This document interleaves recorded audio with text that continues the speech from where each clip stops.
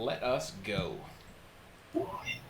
Alright, so yesterday we really dove in and started looking at the ways that we can interact with the browser's HTML and our web pages through JavaScript. So we looked at a few different ways to create elements. We looked at ways we can change the style. We're going to continue to do that, and we're going to continue to do that over the next 3 to 6 weeks for sure. But today we're going to dive into a whole new concept around how do we do things when a user performs an action or when the browser performs an action. And so we're going to really be diving into JavaScript events. This is going to take most of today. We want to go very, very thoroughly on this because there are a lot of events and there are a lot of like weird little cool things that you can do with JavaScript, specifically with events that are kind of tricky to understand. So please, as always, if there are any questions or concerns, raise your hand, unmute yourself, ask a question. Right? There's no dumb answer. A lot of this stuff, we've had to figure out over 10, 15 plus years of doing this through a lot of trial, error, pain, and suffering. Okay, so there are some tricks here and some caveats that are super weird. Okay, so one of the ones that we've been looking at we're first going to start off by looking at HTML specific events. So we've been playing with one of them just as an easy way to like show that this is working. We've been looking at the onClick attribute, right? So whenever we put something that has an onClick attribute, we can come in here and say onClick equals, and then write any JavaScript code we want in here. So we could say alert, hello, right? And if I load this page, we click go live, and it pulls up onto the right screen. If I click on this paragraph, we're going to get that alert. Okay, so everyone, that's the basics. This is a click. We could put multiple lines of code in these things, right? Anything that is valid JavaScript, we can separate with semicolons, right? That's one of the reasons why we harp on semicolon usage pretty often, is that I can come in here and put in another one and say, hello world, right? And so this is going to run two separate statements when I click this element, right? And it says hello and then world, right? So this can be as complicated of JavaScript as we want, right? Obviously, stylistically, we don't want to put JavaScript inside of our HTML like this. There are better places to put that, and we're gonna go over that later today as well. Everyone kind of following along so far? All right. The first thing that we want to introduce that is kind of crazy is the concept of like events happening on top of other events, right? Because HTML, as we've learned, is kind of like a tree, right? Elements can be nested inside of elements. So one of the things that we're going to have to be aware of as we start working with elements throughout the day is that if improperly defined, there can be unintended consequences as you work with your elements. So here's a really simple example. We're going to put a div that is around this, and we're going to say onClick equals, alert from div, right? And we will put this paragraph inside of it, right? So div, and maybe what we want to do just to make sure that we know that we're inside of a div, we'll give this class equals look, right? So it's going to get its own border, right? So you can see now this is the div up here. And this red one in the inside is the paragraph tag. Let's give ourselves a little space in between these. Let's do BR, HR, BR, right? Give ourselves a little line. Okay. So if I click on this paragraph, it's going to do what we expect it to, which is alert hello. Okay. But let's watch what happens. It's going to say hello, and then it's going to say from div. Okay. Does anyone know why it's doing this, or can you explain it to me? What do you think it's doing? Go ahead, Andrew. Since the paragraph is nested inside of the div, you're technically clicking the div also. Exactly, right? So whenever we click the div, it's doing from div. But the paragraph is inside of this div, so when you click the paragraph, it's hitting the div as well, right? So events can be up and down this chain, and we'll look at a couple of different ways that happens, especially when we dive into doing this purely from the JavaScript side. Okay, so onClick is the first event handler we've been looking at, right? We can do this in HTML. There are a few other ones, and we're going to look at each one individually because it's a useful technique to know, right? Way back in the olden days, hopefully you guys never have to write code like this. This was how we wrote event handlers in JavaScript. This was the original, the OG way we would do this. So everything was an attribute inside of an HTML tag. Now, generally, if you're going to do something like this, we wouldn't want to just write single lines of JavaScript like this. Generally, we'd have some kind of function, and so we would call, let's just make ourselves a function real quick. Script. And so you would have a function in here that would be like function do something complicated. And that, whatever that function is, we were kind of playing with this yesterday when we were doing the paper, rock, scissors game. We were coming in here and saying run game. And that's doing a whole bunch of stuff behind the scenes. So do something complicated might be as simple as just saying alert. This is an alert, right? And then when we have our on-click handler up here, we would just generally say, do something complicated, right? That's generally how we would, instead of having 15 or 20 different lines of code in here, we would write one really nice clean function and then just attach that function on a click event handler like this, okay? And we've seen that if there's an event that is above an element, right, in a parent container, that one is going to fire as well, and it's going to go from the lowest to the biggest, right? It's going to go, if you click on the P event fires first, and then the div event fires, okay? What is another element we might use occasionally? The first one, this is how we used to load libraries in, right? Remember how we were talking about, right, so like JS app3.js, right? This script is loading inside the head, and it's operating on things that have potentially not loaded yet. So what is the attribute we would put in the script tag to cause it to load after the HTML? Does anyone remember that one? Defer, yeah. So we would come in here and defer. Before defer existed, we would come in here and we would do something complicated like we would say onload equals initialize JavaScript, right? And what we would have is inside of app3.js or wherever we're writing our code, we would have all of this wrapped inside of a big function called initialize JavaScript, right? Or so, the function can be named whatever you want. But the load event, right? So if we go alert, load event fired, right? This is going to happen as soon as the page is ready to go, right? So, right now the page has auto reloaded because of our editor here. It's saying load event fired, which means that if we had any elements in here that we needed to like access, like this H1, and change the background green, the load event will fire after that is already available. Okay, so those are synonyms, right? So then all of our click events happen, and we can test this, right? If we came into our code here, and we went into so this is outside of the function, right? So I can do document.getElement by ID test, right? That's our H1, and we can do style.background color equals purple, right? And if we do this with our developer tools loaded, did we put defer on that element? Yeah, we did. Let's take this out. Right, so it's going to say cannot read property style of null, right? Because that property has not been loaded yet. We didn't use defer. But what we used to do is we would go through and we would write a function like this, and we would say, anything that we need to touch inside of the page, we're going to do it after the onload event has fired on the body. Okay, and if we run this now, we're going to see load event has fired, and now it changes to purple, and we don't have that warning, right? So onload is another event that you may need to be aware of, right? Now, we've also seen there's way better ways to do this. We can use defer in our script tag, but that event exists, and if you're working on an older browser for whatever reason, maybe you're writing software for a bank and it's using an ATM running Windows 3.1 or NT for work groups or something old, you might need to use this onload event to test your information. Okay? It is dependable and safe all the way back to Internet Explorer 6. Right? Onload will work all the way back to there. What else? So we've been learning about a whole bunch of so the click event exists on every element, right? I can click on anything. We can even put a click event inside of here, right? So I can say on body on click equals, and I can say alert body click, right?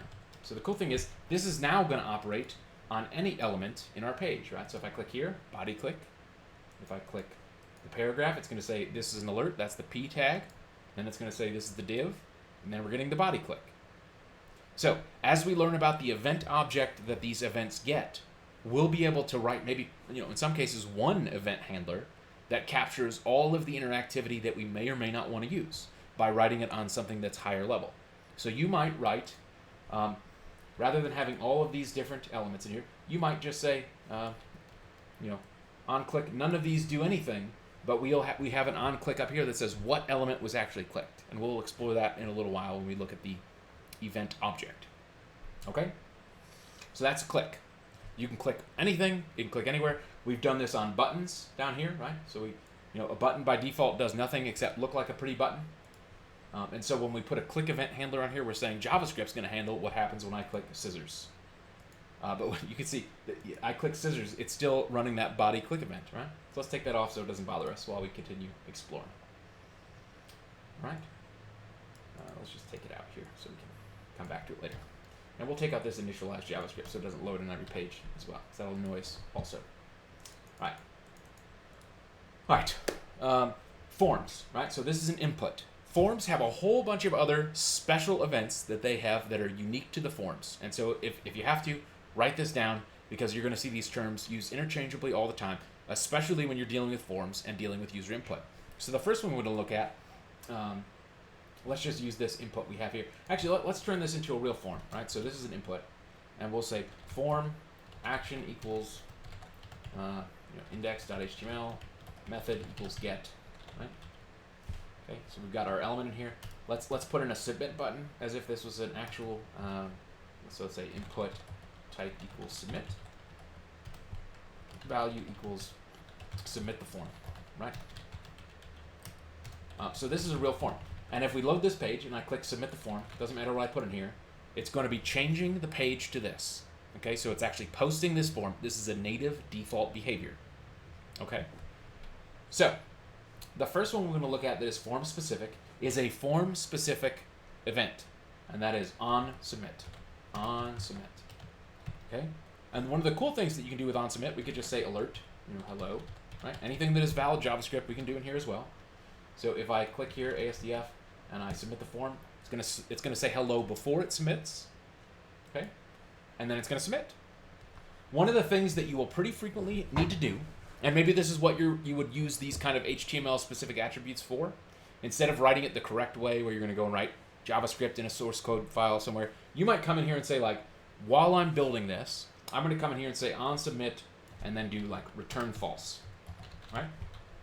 And what return false is going to do is it's going to prevent this form from doing its natural behavior. So if I type a bunch of garbage in here, I click submit, nothing has happened. I can click this button 1,000 times, this form will never submit. Okay. The same would be true if I wanted to come in here and say return true, right? So on submit, now this will submit, right? So and you can see that the URL up here has changed because we've submitted that information to the page that we put in the action.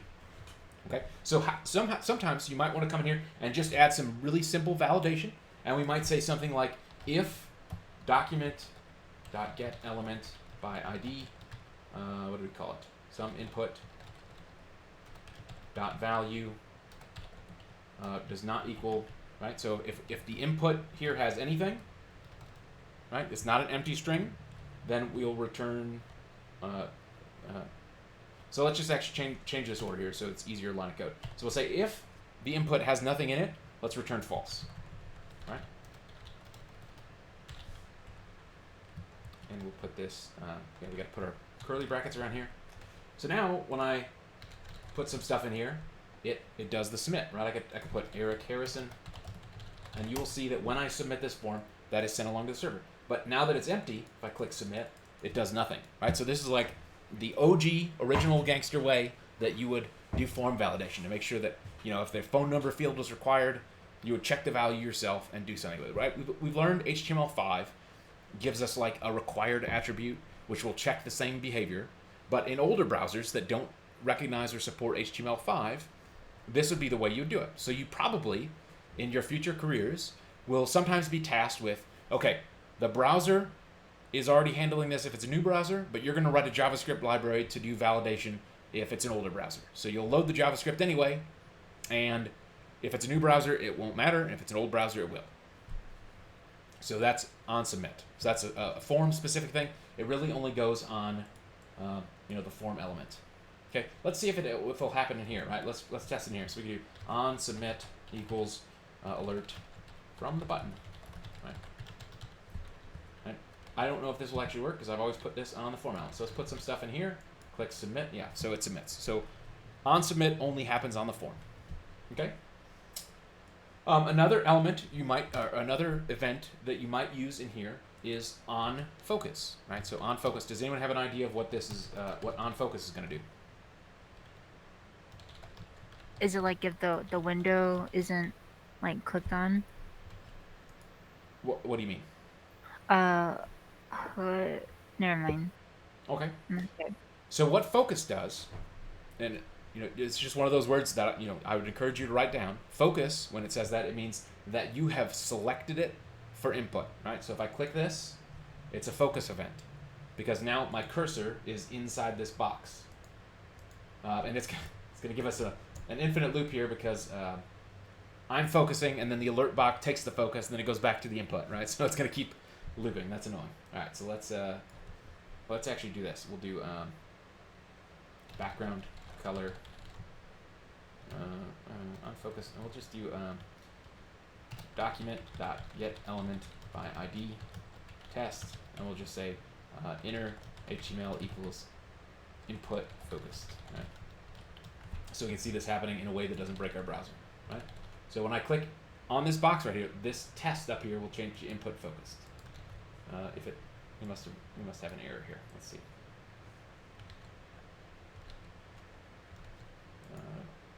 Yeah, so you can see it changed to input focused. I just had to reload the page, right? So it says test, and as soon as I get to this, it changes to input focus. That focus event has fired. This also works with tabs, right? So a lot of people who are really used to working with the keyboard, I don't click my mouse button, but what I will do is sometimes tab into it, and you can see that input focus has fired, right? So tab, input focus, right? Sometimes if you're just typing in a form and it's name, last name, email address, you might just hit tab a bunch of times to go through those elements. And so one of the ways that we used to use the focus event was we would change the background color. So it would say like, I want this to be like a nice light yellow to let you know you're on this element, right? So we could do that here very simply by saying this dot style dot background color equals what's a good color? F9C, right? That's a good one. Right, so when I focus on this,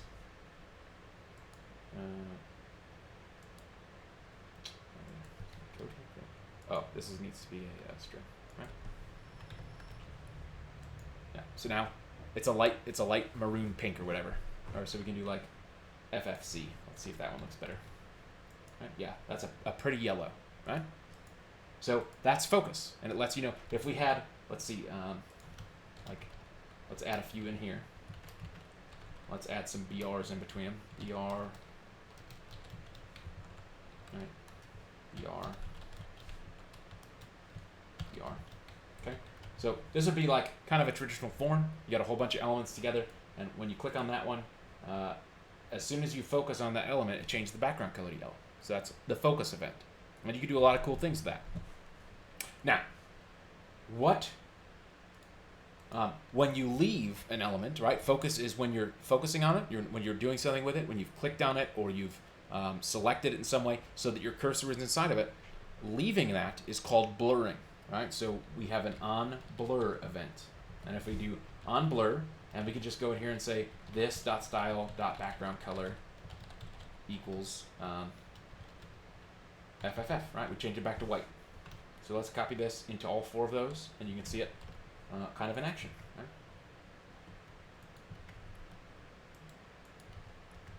Okay. And so if I click on this one and I just hit my tab, right? Every time one of these is selected, it turns to yellow because we focus on it, and then it turns back to white when we leave it. Okay. Everyone following along so far? What does focus do? Estrella? It changes the element that you've clicked on that you're planning on using. Yep. And then you use on blur to not reverse it, but change it in a different way after you've left focus. Yeah, absolutely. Cool. That is exactly right. So that's one you're going to use pretty frequently. All right, what's another one that you might that you're going to use on inputs? Like, let's add some labels in here so this is easier to see, and we'll probably even.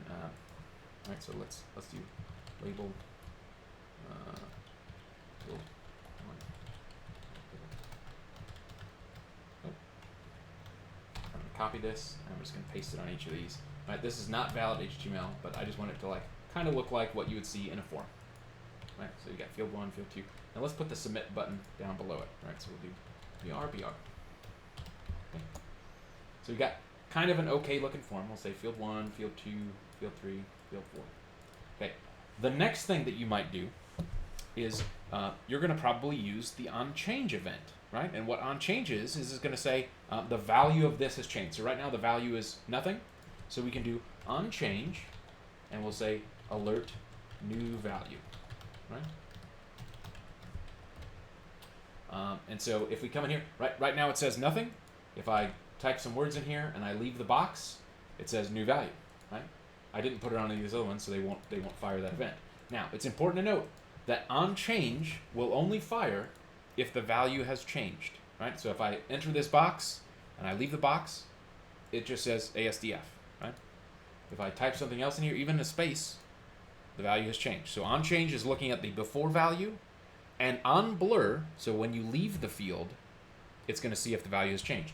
It will not fire. You'll notice that if I'm in this box, I can type all day long, and that onChange will never fire until I either hit tab, or I select a different element, or I, submit the form somehow, right?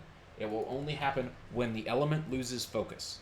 So when it blurs, when we leave the element. Is everyone kind of following along with that? Okay. Go ahead, Gregory. What do you mean when the element lose focus?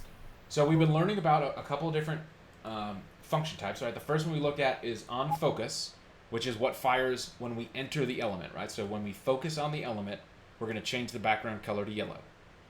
When it loses focus, we're going to change the element to white, right? So that was what we were doing in here originally, which let's not cause that to change yet, right? You see how when I click on this element and my cursor is in here, I can type? The background color is yellow because we're using the focus event to let us know, hey, the user has clicked on this element and we're about to type something in here, or we're about to select a value. Focus is like, it's just like the word focus. It means I'm like looking at this element and I'm doing something with it.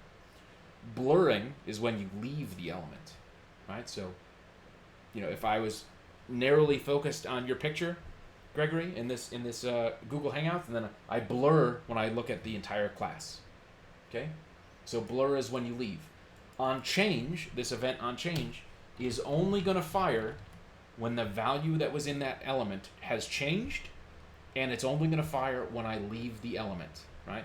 So it's hard to see because I hit tab here just by default. That's my default reaction to when I'm in an element here. But I could have just as easily clicked a button, right? So if you're focusing on a new element, you have just blurred from a previous element, right? Does everyone understand that relationship? Okay. So onBlur, onFocus, those are specific to forms, form inputs specifically, and then onChange is one of the major ones you're going to want to look at, right? So if I was building this to be a, we were learning in the HTML week, like week 1, when we were playing with forms for the first time, there was all kinds of, this could be something like, required, right? We could put required in here. All right, that was one of the attributes we learned. And so now if I try to submit this form, it's going to give us this little bubble that says, please fill out this field. We could have simulated this exact browser behavior by saying, instead of saying, we could leave required in here, but we can do onChange, and we'd say something like, if value, if this dot value equals nothing, right? We could have said, alert, this field is required. And then maybe what we want to do to be extra fancy is we'd maybe go like this dot style dot background color equals red, right? So we're making it so if you don't put in this information, right?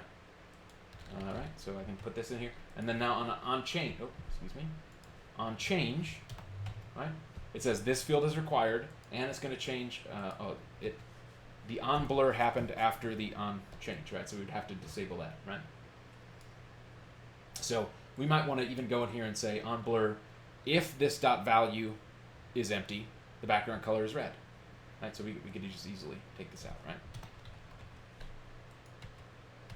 Right, and if I put something in here, right, that's good. It's required. Everything's fine. I take something out, and now that onChange is going to alert us that this field is required and change the background color to red. This is a pretty common type of pattern that you're going to do when working with forms. You're probably going to pick a better color of red. You know, you might make the label that is here with it. You might make that red as well. You know, HTML5 has given us a lot of really cool features, but you'll notice that the required attribute only fires when I try to submit the form. So if you had a really big long form that had 100 plus fields in it, you might want to make it so that on blur, as an example, so on change, let's change this to on blur, right? So on blur, we'll take out our validation code, and you can kind of see why putting JavaScript inside your HTML like this is a pain in the butt, right? It makes the tags get huge, and it makes it hard to really understand what your form is doing. So that's just reinforcing good behavior, right? So if I leave that, right, now that it's on blur, which is our leave the input event, now it's doing that validation for us, right? Everyone kind of following along here? What are our 3 events we've learned? What are some of the events we've learned so far? And tell me what elements they used on. Estrella, give me an event. On submit is for the submit button. Ah, close. We tested it on the submit button and it didn't work. Not the submit button, it's the parent outside of the submit button, so it says once you've submitted it. What is that parent element? What is it The called? parent element is the form. Yeah, the form. Perfect. All right, Gregory, what is another event we've learned?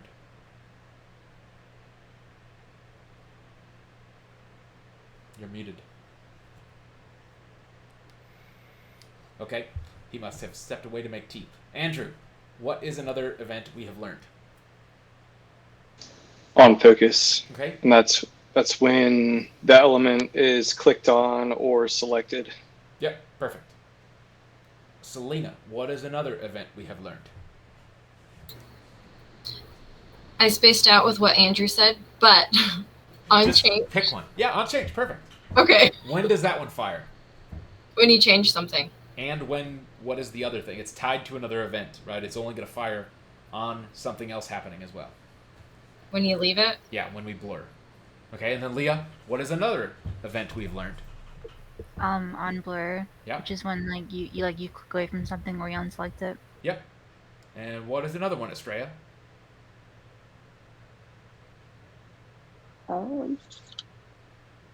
Was the first one we learned. Oh, on focus. No, we did on focus, on submit, on click, yeah. On click, perfect. All right. Andrew, what's another one we looked at?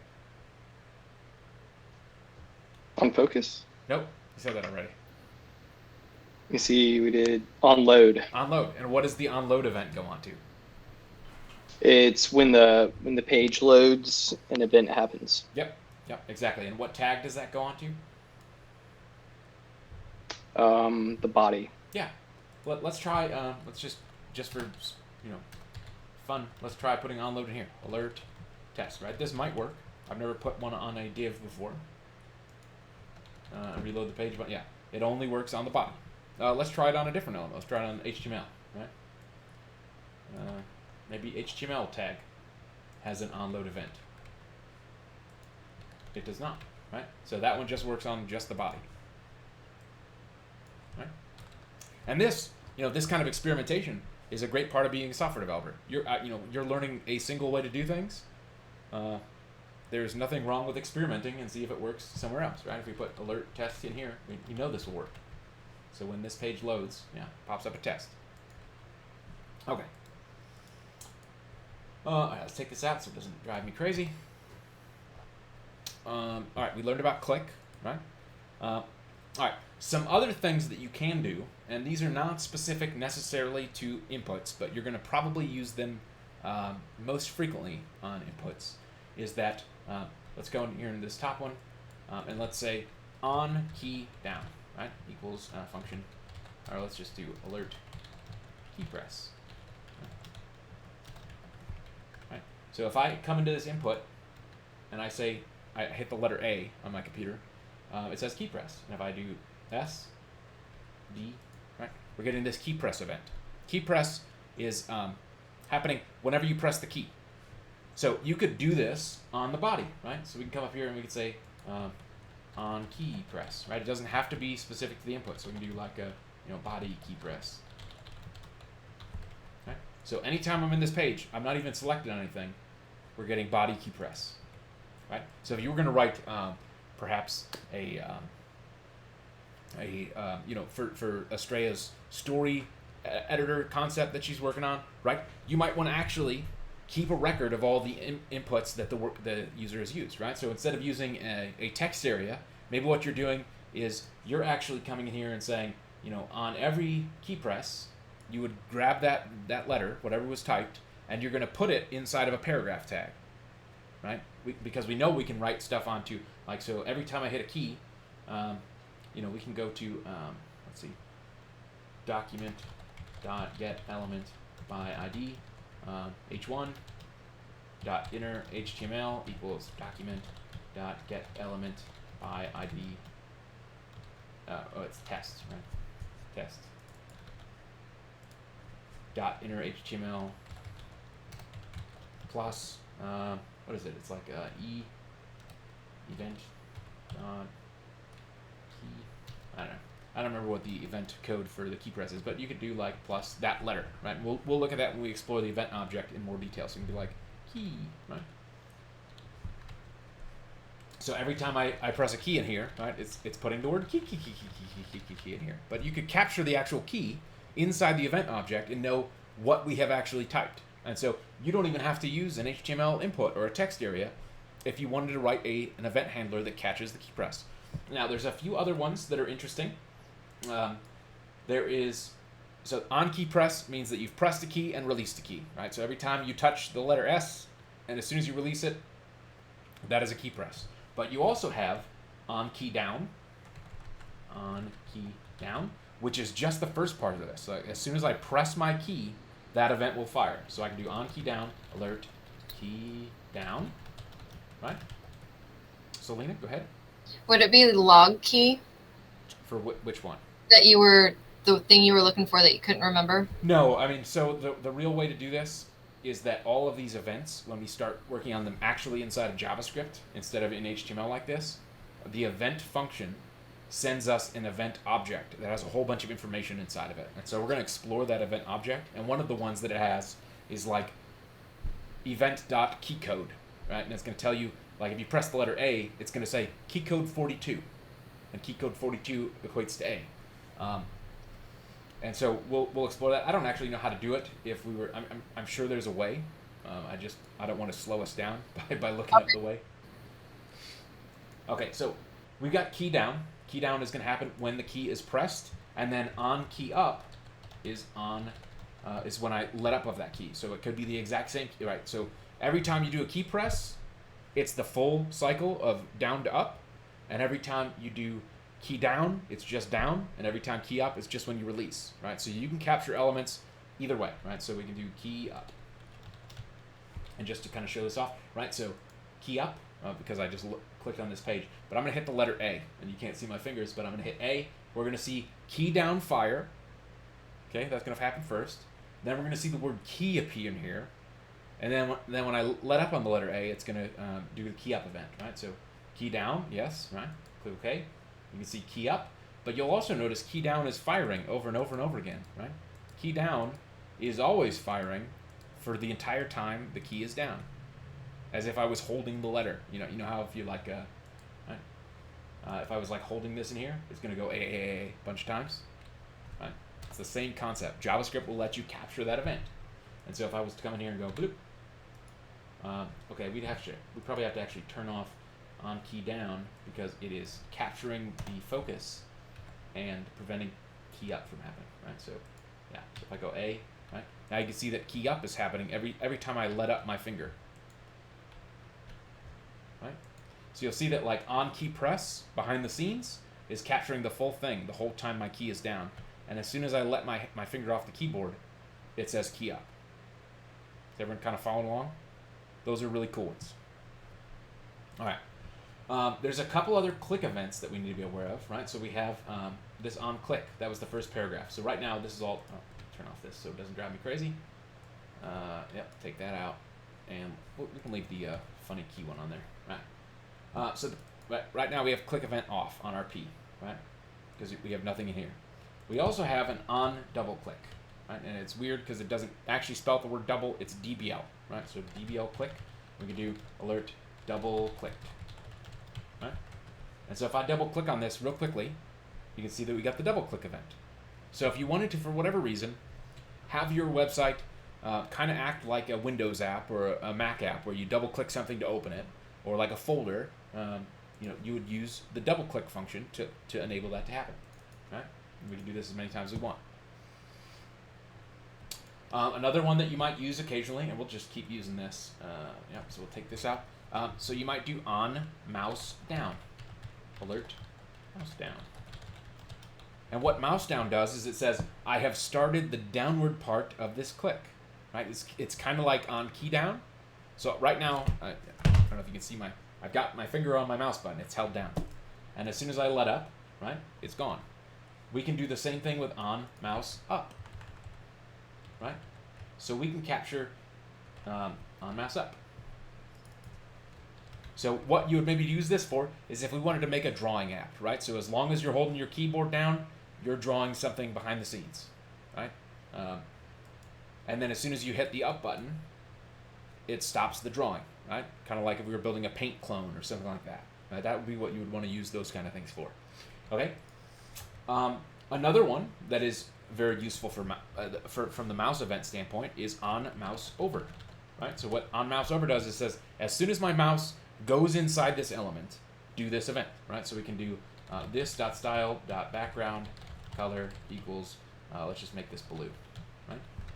So page is loaded. As soon as my mouse enters this box, that box changes blue. Okay.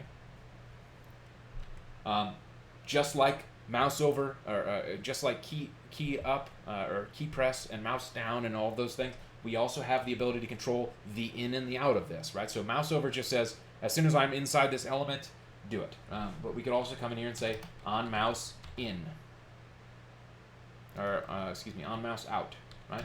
So this would be the opposite of that on mouse over. So we could say this.style.background color equals whatever it was before. I don't know if the selector said it. Let's check. Yeah. So this removes that style. And so now I've got like this crazy hover effect in JavaScript that happens from the time my mouse is inside this element to the time my mouse is out. Now the thing to be aware of is that this works just like anything else, right? So if we had an on mouse over on the other one, right, we do on mouse over equals this.style.background color equals green.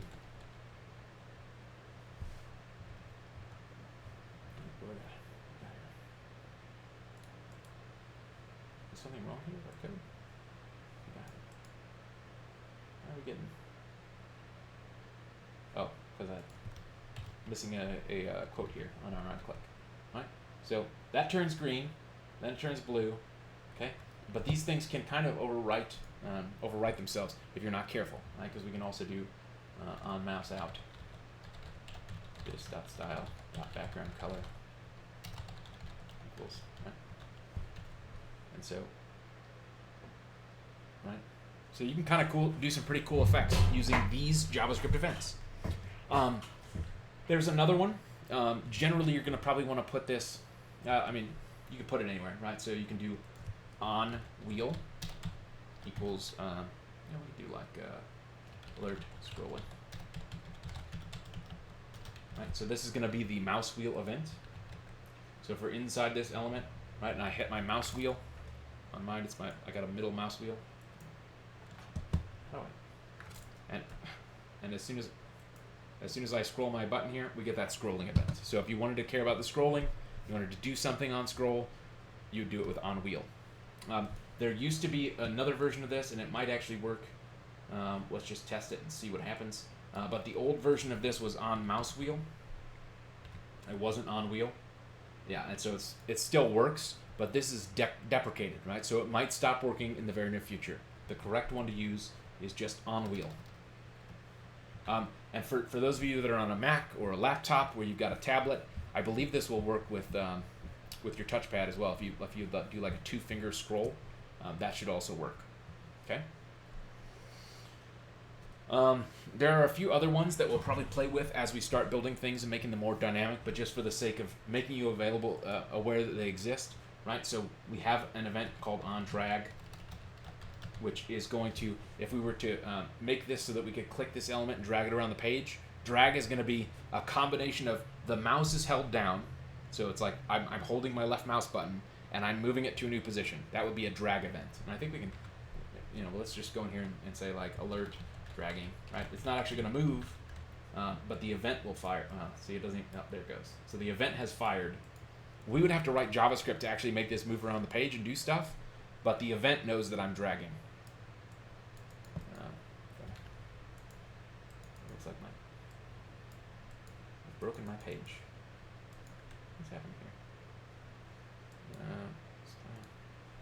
Did I drag something in here? Alert.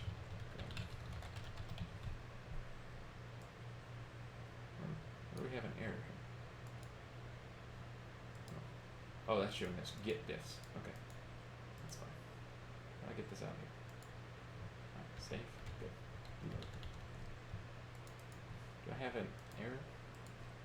I don't know if you guys can tell, but like my browser is acting wonky. Anyway.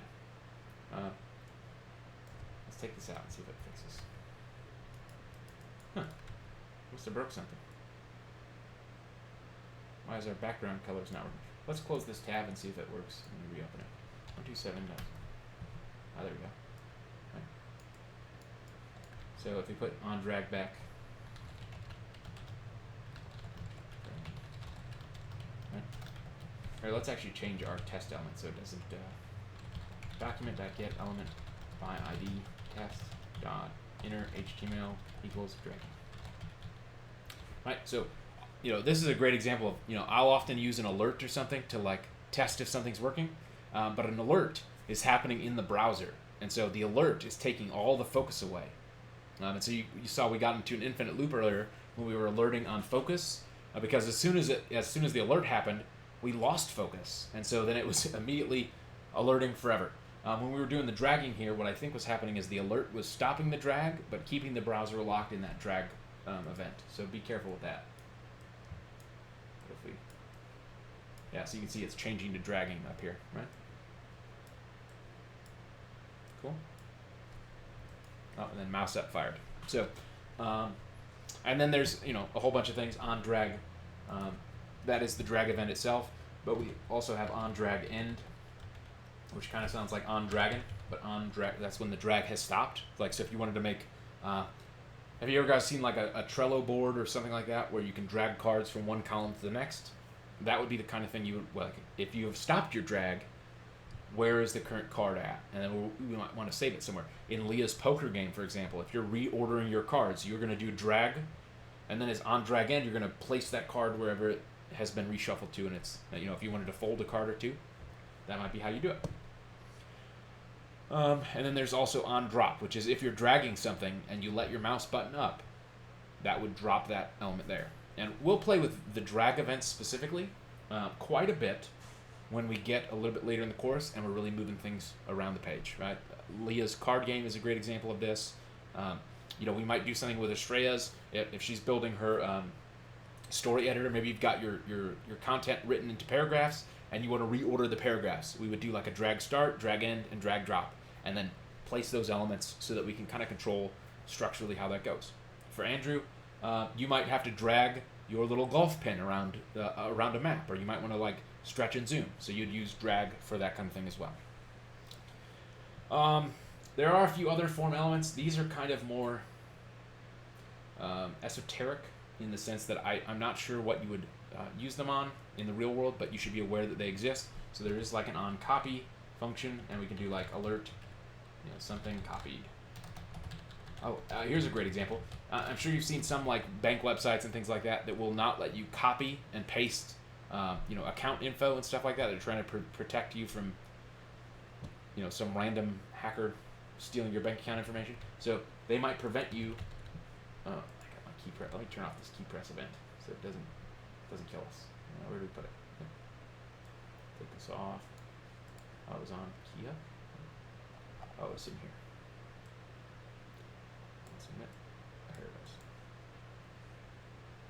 key down. Gosh, I sure do hate lots of code in here. Perfect. All right. Let's reload this page. All right, so if I had a whole bunch of words in here, if I copy this, right, something copied has fired. So now I we could prevent this, right? If I wanted to prevent you from being able to copy and paste from this box, I can do an on copy, and then literally come in here and say, return false, right? Return false. So this will, not only is return false going to prevent this alert from firing, it's going to prevent me from being able to copy. So if I had secret info here, and I select it and copy it, I'm hitting Control C a bunch of times. If I try to paste this up here, you can see it never copied into my clipboard. Right, so we can prevent people from copying things like passwords or something sensitive. Then we also have an on paste, right, which does the same kind of thing. Alert, pasted. Right, and we have also on cut. On cut is like on copy, right? Because right now we've done this. Right. So we have our beautiful code here. We think we're safe, right? This is a secret stuff here, right? If I select this.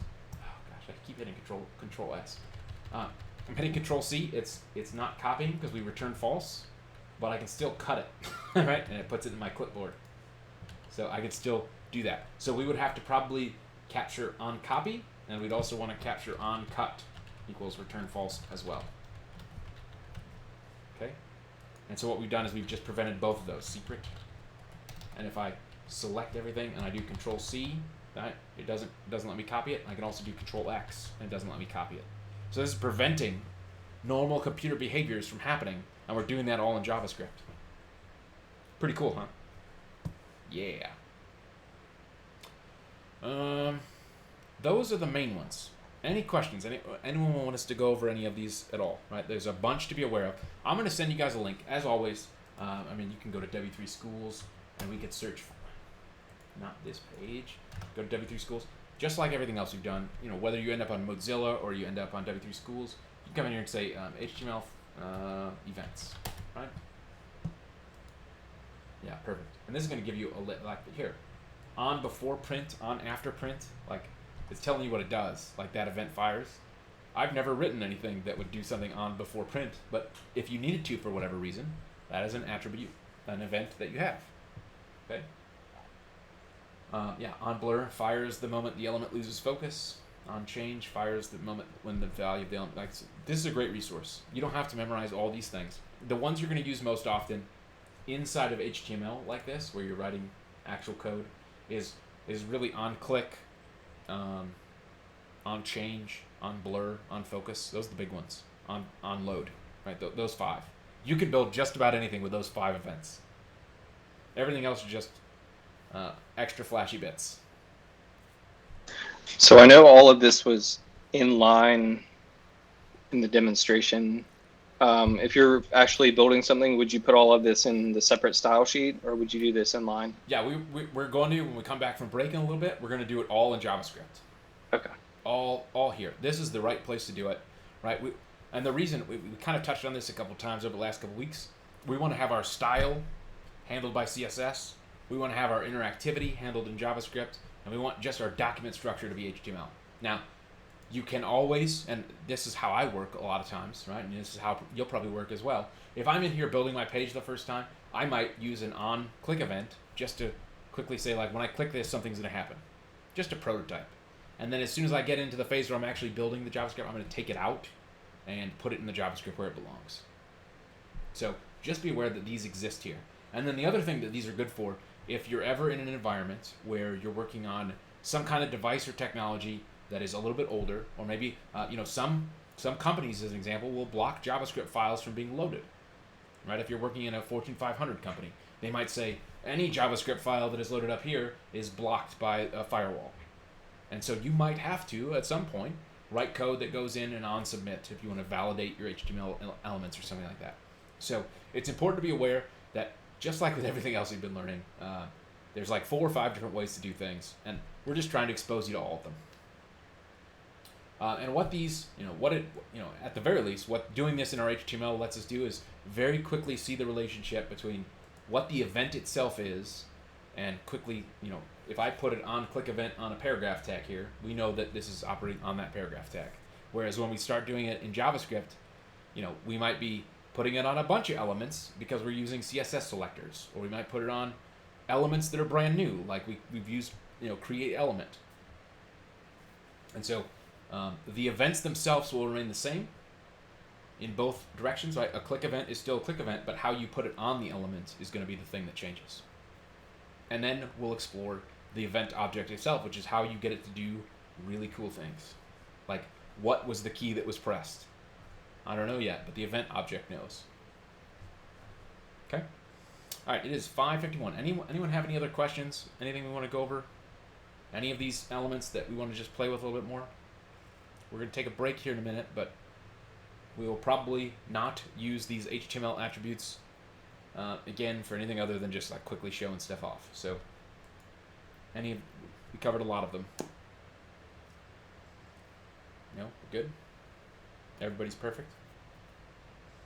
Selena's got 2 thumbs up. Perfect. All right. It's 5:52. When we come back, we're going to start using functions to define our events. And we're going to come back at 6:08. Okay. See you in a bit. We resume the recording. All right, everyone can see the screen. Everything's good. All right. We like our paper rock scissors game, but let's make ourselves a new JavaScript, and we'll say script source equals JS. We'll call this events.js. Okay.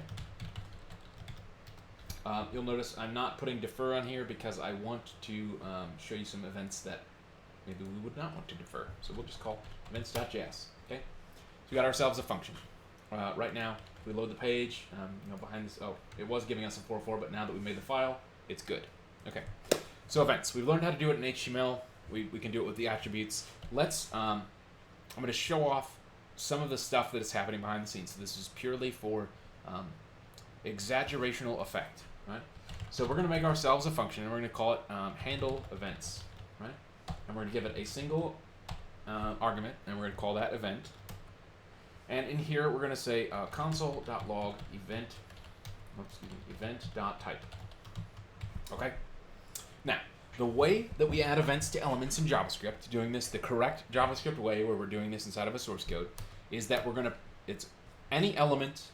So if we were doing document.getElementById, right?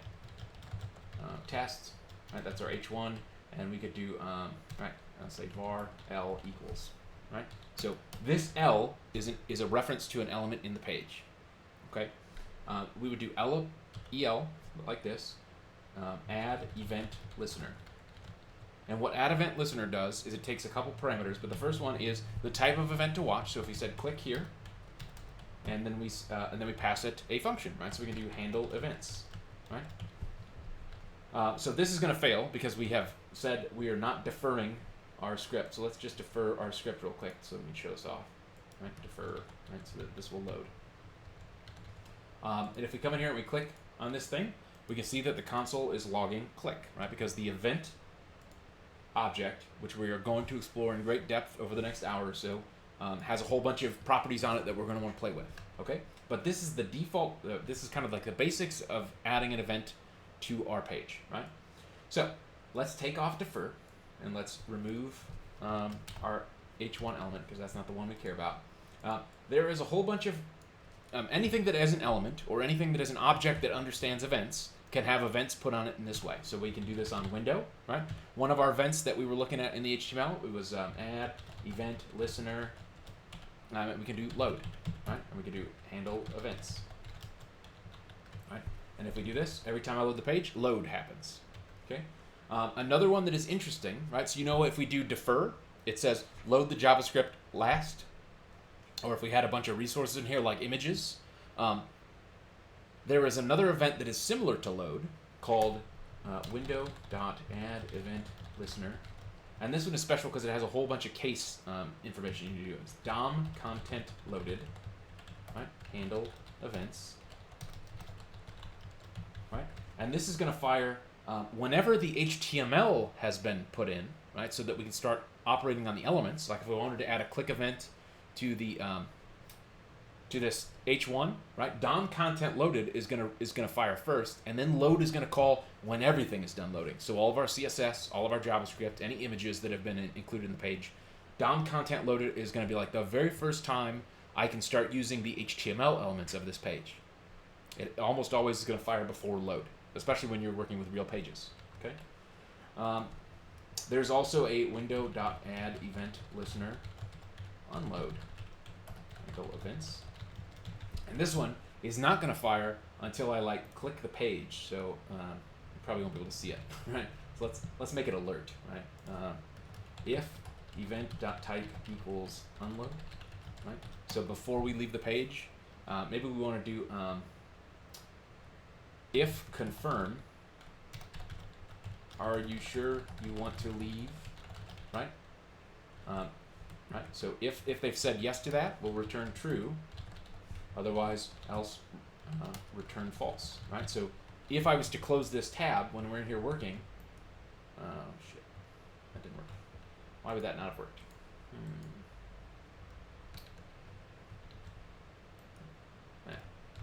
We'll debug that in a minute. I want to just keep chugging along, and we'll figure out why our unload event is not working.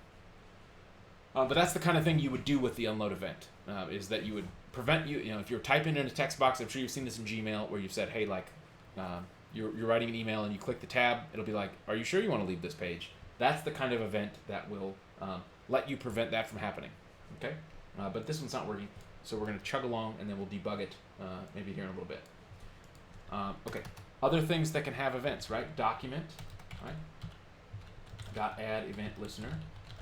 And we can do click, right? So we could say anywhere on the page, anywhere in the document, click. We'll say handle events, right? So if we're over here, let's pull up our thing again so we can see it. Go over tools, right? Click, click, click, click, click. Anything I click on now, that click event is firing. Okay, and it's all handled in this one function. We can do this on individual elements, right? So I can do,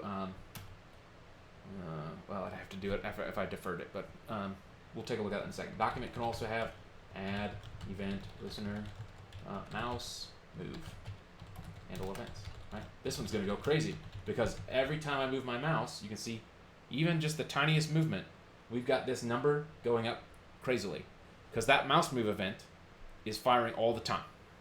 Okay? All of the events that we've been playing with up till now, right? Like document.add event listener, right? There's like drag function or handle events, right? So the one we were playing with before, if I can drag something, let's try dragging this. Yeah, so you see drag happened 122 times in here. Drag, I'm dragging right now, okay, in the document. We could do document dot add event listener key down handle event. Right? All the same events we've been playing with. If I'm in here and I'm typing. Okay, key down is one that needs to be on an actual element, right? So it doesn't work on document. So we could do document dot get element by ID, and we'll say tests. Right? Oh, handle events. That's why it didn't fire. So document. Let's change this back. See if this worked. Unexpected token. Oh, I've got an extra period in here. Okay, so you can see now that key down is firing. I'm not moving my mouse. I'm just typing keys. Same with key up, right? So we could do key up. Right, you can see that every time I press a key down is firing because it's being held, and key up happens, right? So for every key down, there's usually going to be a key up after it, unless I'm holding the button down. We got click. We also have document.add event listener. Double click. Handle events. We also have, what are some other ones we learned?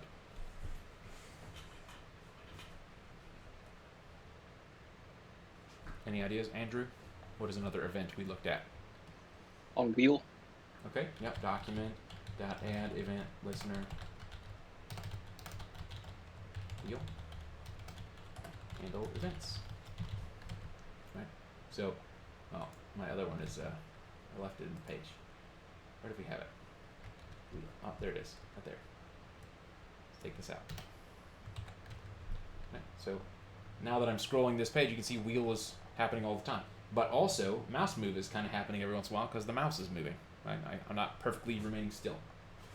So, behind the scenes of every web page, at every second of when you're doing stuff, on any web page that exists on the planet, all of these events are firing behind the scenes all the time.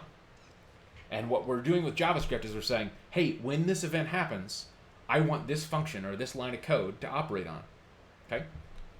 Now, we have been playing with, right, this would be a named function, right? We've learned about this. There's a difference between like a named and what's the other type of function where we maybe don't give it a name? Anonymous. Anonymous, perfect. So we can also do anonymous functions in here. So we can come in here and say document.add event listener. Let's do let's just do click here, just for the sake of fun. Right? Sometimes when you're quickly writing stuff, you might just come in here and use literally the word function with the parentheses like this. This is an anonymous function. We might come in here and just say like alert, you clicked. Okay. So now there are 2 click events defined. Yeah, go ahead, Leah. So you're using the handle events function in there, and like I think you're passing an argument, but you don't have it in like parentheses. Yeah, Which great that question. kind of confused me. Okay, so what we're doing here when we don't have like when we do like handle events, right? When we call a function like this, this is invoking the function, right? As soon as we call it with a parentheses. What we're doing here with this type of thing is we're passing a reference to the function that we want the event listener behind the scenes to call. So we're not invoking wheel until a wheel event happens. But we're telling this listener to invoke the function. And the one thing to be aware of when we're talking about functions, and I could show you the reference for this so that you can kind of see all the different things available to us, is that every event is going to, the very first and most important element that it's going to pass, or the argument that it's going to pass, is an element called event, right? And it doesn't matter what we called it. This is our name for this. So I could call this like funny special event, right? And then I can use funny special event as our thing, right? The name of this argument doesn't matter. The name of what this variable is entirely up to us. But what you're most frequently going to see, and what I would urge you guys to use, because just about every JavaScript library is going to use one of these 2 things, is either going to use the word event, or they might just shorten it to even E, right? So you might see this, e.type. So whenever you're talking about events specifically in JavaScript, we're using the exact same function for all of these elements here. But in general, how this would work is you'd probably have something like function click handler, right? And it'll be like E. And it would be like if e.target equals something, right? Do this. And we're going to look at the event object that's being passed, because that's the most important part out of all this. Because you're going to take whatever this argument is, E, or let's keep calling it event for now for clarity. This is the event object. It has a whole bunch of information in here about what was clicked, what the current mouse position is, what was the character that was pressed when we pressed a key, how far did you scroll your mouse wheel. All of the things that you might need to know about the event is going to be passed inside this object. And we can just quickly, like we've been logging event.type. Type is the parameter inside this event object that says this was the type of event that was passed. Now, generally, you're not going to have a single function like this that handles every single event. We're doing this just here so that we can quickly see that all these events are happening all the time. And so most of the time you won't even use event.type, because you're really just saying, this is my click handler. I know this is only going to be called on, we might even come in here and say document.add event listener click. We'll say click handler, right? And so here's a great example. You clicked anonymous, right? So this is our anonymous function. And then our click handler, let's come in here and say alert, or let's actually do console.log anonymous, or no, let's do you clicked click handler, right?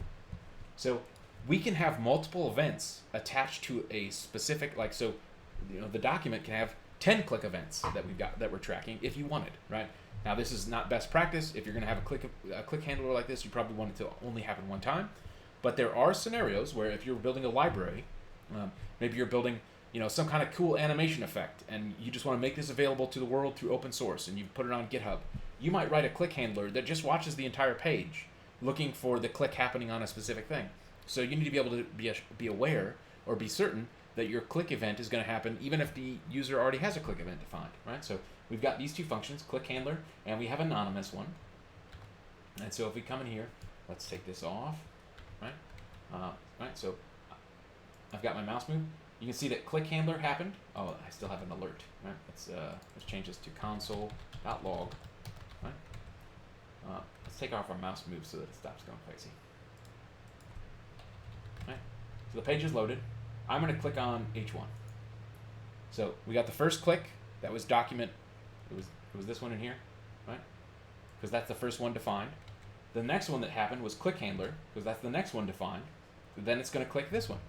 It's all operating on the document still, but we can define these functions a bunch of different ways. This way would be like, I'm going to write a function, and we could also have this other way too, right? We've learned another way to do functions. We could do cool click handler, right? Equals function event, and we'll say console.log you clicked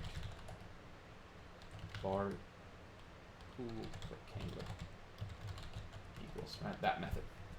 And we'll just come in here and we'll do the same thing, right? So we got click handler in here, and we'll say cool click handler. Right, so any way that we can write a function, whether it's anonymous or it's a named function or it's a any of these things, we can use that function reference as our event handler, and it's always, regardless of what it looks like, it's always going to get an event object, right? So we could put event in here, and we could have done the same thing, right? Like console.warn event.type.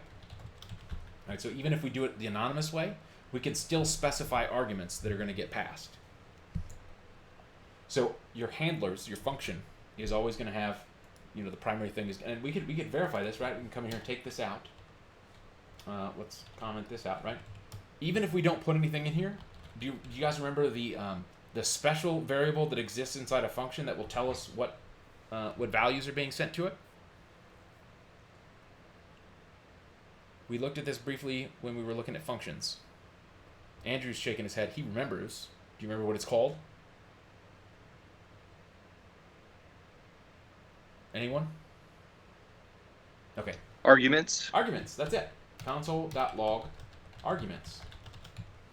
Right. So there's actually, I think, quite a bit more that are sent. Yeah, you can see the first one is event, and that's the only thing that's sent. 0. Right. So it's saying the event object is the first argument in this events array, or events object. Right. So we could just as easily, right? We put event.type in here. We could do arguments 0.type. And we're going to get all those same functions that we were, in the handle events mechanism, right? Because the 0th argument that was passed to this function is the event, right? But we usually just want to come in here by convention and just call this either event or E. And because if some other developer is working on your program, that's probably what they're going to expect. Most libraries use this kind of naming convention, and you should as well. It doesn't mean you couldn't change this for some reason, but just be aware that you're going to see this pretty often. It's not special that it's named event here. Like this could be anything. It could be complete gibberish. But you will see event most often, or E. Cool. All right. So we've got we've kind of showed off a few different ways. Right, so we've got our handle events here. Let's move this down. Okay. All of the event handlers that we learned about that were specific to forms, right? Like so, we've been looking at all the ones that are like global to the entire page. But let's see. We have a what was the name of our form? Let's give this form an ID. Right? So we can do ID equals cool form. Okay. So let's defer this real quick so that we can make sure that it's available. Say defer. And we'll come in here and we'll just say document.get element by ID, cool form, dot add event listener, submit. And let's just go in here and say like E. And what we can do here is we can say like console.log form submitted. And then we can also do return false. Right? So this is going to do the same sort of thing that we were doing on our thing. When I click this, gotta fill in information. Right? So you'll notice return false did not work here. Why do you think that is? Any ideas?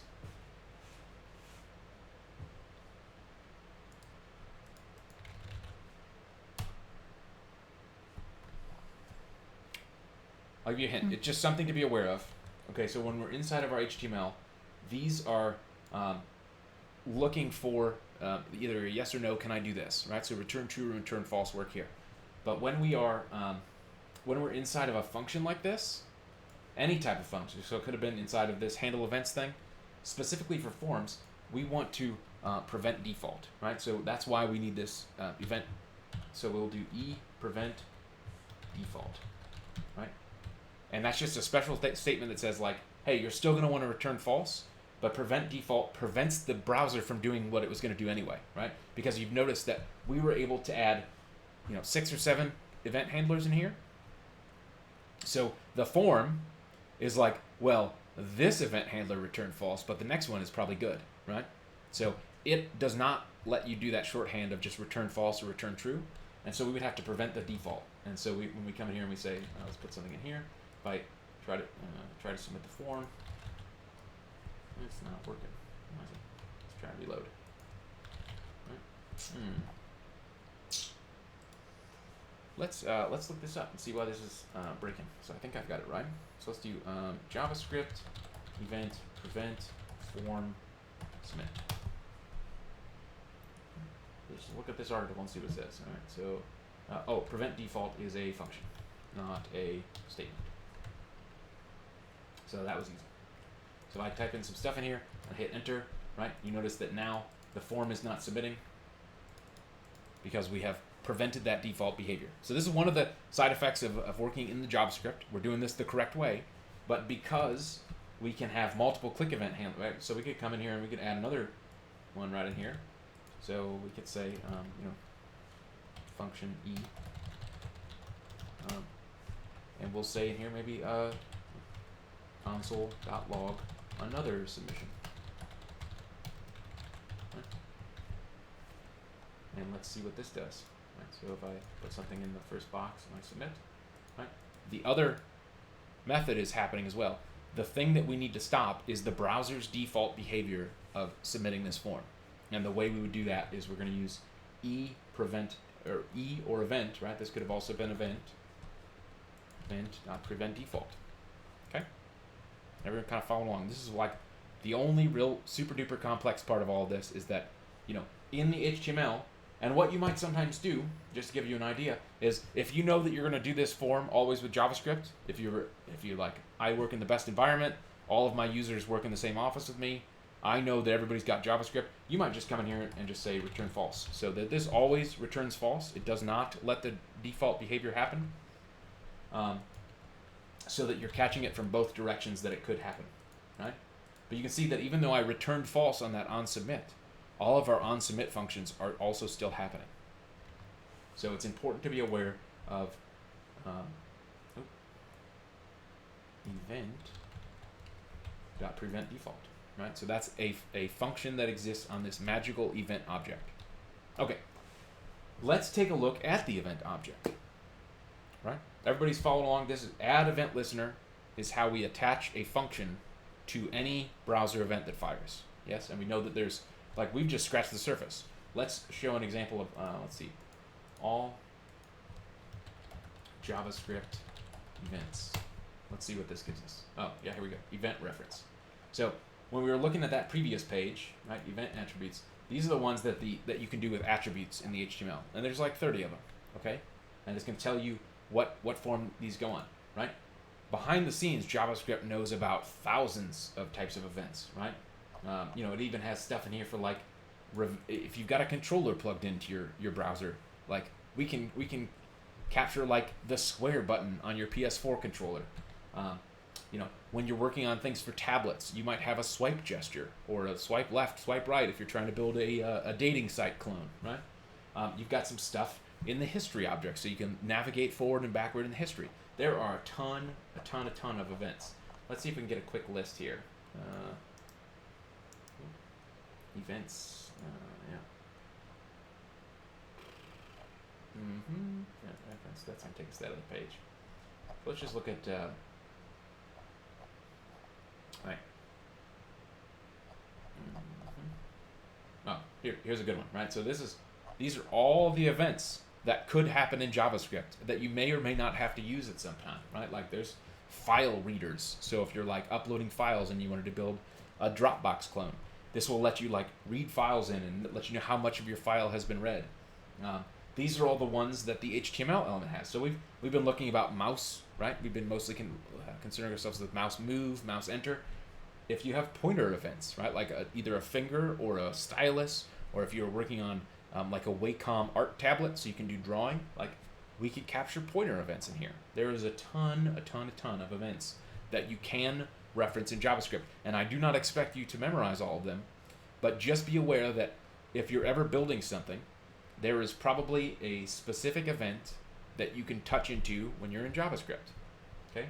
And you'll have to just go to the page and read how it works. So let's grab one real quick. Or let's go to document, right? Because that's where we're on. Document.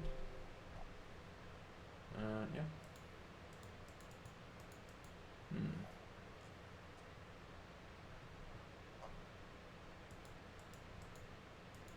Let's check. Oh, here we go. Like, yeah, so, what's one we've been playing with? Like the wheel event, for example, right? It's going to tell you how to use this event. It's going to give you examples of playing with this, just like W3 Schools does, but this is extremely thorough documentation. And you can see that it gives you some examples here that I'm scrolling my mouse wheel and it's making things go crazy. Everyone tracking along with that so far? Cool. All right. So this is how we attach events to things. And we can attach this on any element that we're able to get with a reference, right? So we could do this on elements that we get from, one of our, how would we get multiple elements? What was the one we had in here? The class of look, right? Yeah, class look. So let's say we got a whole bunch of elements with the look. Let's try that. What was our, how do we get elements by a class? Leah looks like she knows the answer. Is it dot class name? Like that? Yeah, man. Look. And let's see if we can add an event listener here. Add an event listener. And we'll say this is a click event. And we'll say console.log. Let's do console.error. Info. Error. So it'll show us bright red. Clicked a look class. Right? Yep. So it's important to note that you can add events to individual elements. Okay? When we're doing document.getElement by class name, right? Document.getElements by class name. Look, right? This is going to give us an HTML collection. HTML collections do not have events. So we would have to loop through these and add those events, right? And I think the same would also be true of query selector all.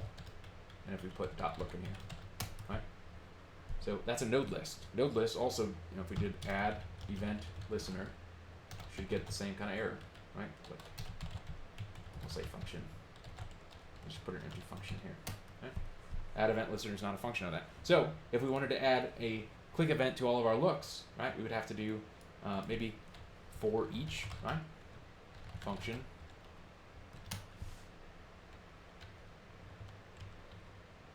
Yeah, that's that. Then we'll do, okay. So So this is our for each, right? It's going to iterate over each one of those things. This, when you do this inside of a for each like that, it's that individual element. So this is going to operate on each and every one of these. So we'll do this dot add event listener, and we'll do click function console dot error. We'll just say clicked a look. Right. So now, oh, I can't do for each on this. Here, let's do this. Var else equals, and then we'll do like. Does anyone remember the shorthand to turn this into an array? Do you guys remember that? If I wanted to make if I wanted to quickly convert this, what is it? Is it DOM content list or whatever, node list, into an array? Do you remember that function that we learned about?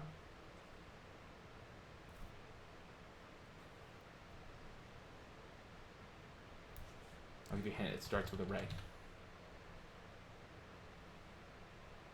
Array.from. That's it. Array.from. It's going to make an array off of this. So now we have this as an array, and if we do else.forEach, right? Now this should iterate over each and every one of those. Where was our? Yeah, this is a So you can see it says I clicked a look because this is a class of look. This is a class of look. Right. So I can see I clicked a look. Got it?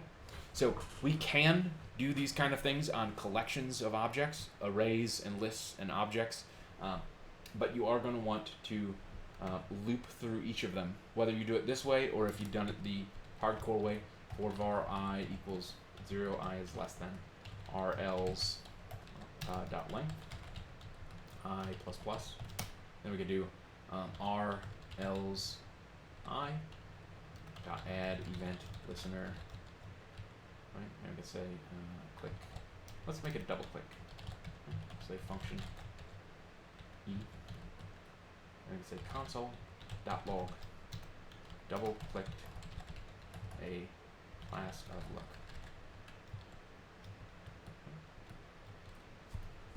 So these are pretty identical. These two ways. So just to show that off, let's.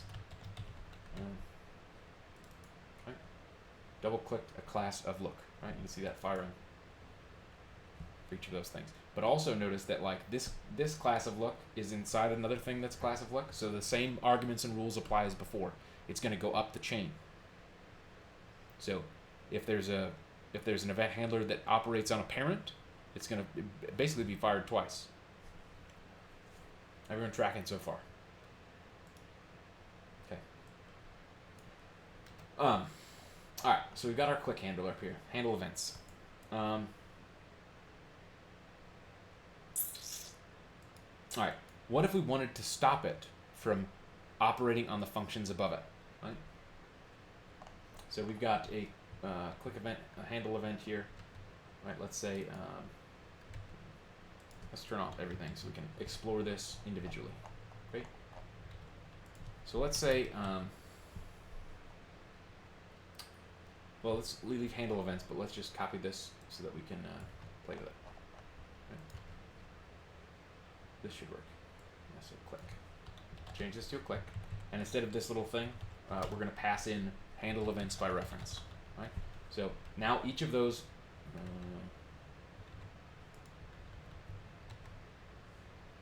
where do we have code problem here?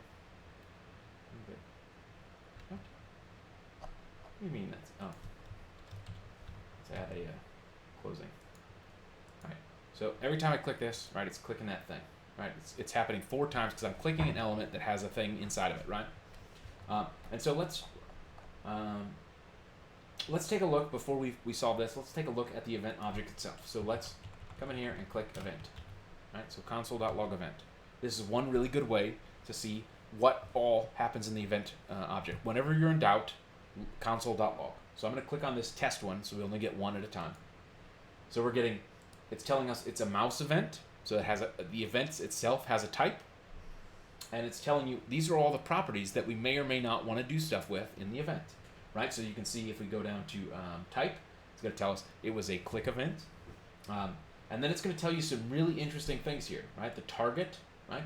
h1 test.look.test.fun. Whatever. That's like a full CSS selector. That's like, this is, Andrew Buchholz, right? It's, the full thing that refers to this element, right? So event.target is an interesting one. So let's take a look at that real quick. So dark.target, right? So if I click on this again, now it's gonna return basically that element reference. So we could do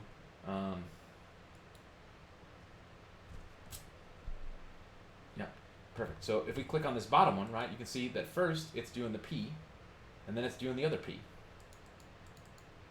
Right? Is there two here? What we got? Give class look. First paragraph. Oh, because target is the lowest thing, right? So let's. I picked the wrong one to have us look at. Let's look back at event.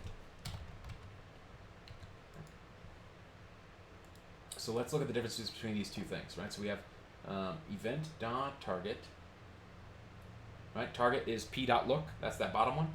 And if we look at this other one, target is still p.look. But if we click on this other one, target is going to be div.look. So target is always going to be the specific element you're clicking on. But you can see that the event has fired a second time, and it still has that target in there, right? So let's come in here and let's console.log this, right, at the same time, because this is where this gets interesting. So does anyone remember what this is? I click on this. It's going to be the element that we're actually referencing, right? So if I click on this one, for example, I'm going to get the P, right? So the event itself has fired on. Well, let's clear this, right? You'll notice that it first fired this is P, the paragraph tag. Then it shows us that the event target was the paragraph tag, and then the second time this ran, this was the div, so that's the parent of that, but the event target is still the P, right? So we could always, if we wanted to do this kind of the manual, old-fashioned way, we could do like, if this does not equal event.target, return, let's do, if this does not equal event.target, we'll do that console.log, right? So now this has stopped that from bubbling up, right? So now it's only going to happen once, right? But you'll also notice that this is now on the first one, right? That's the div. It's skipped over the other one. There's another way of going about this. So let's turn this back to how it was before, right? And if we click on here, now we're getting both of them, the P and the div. We can come in here and we can say event dot stop. Let's look at the event object. It's going to tell us the answer.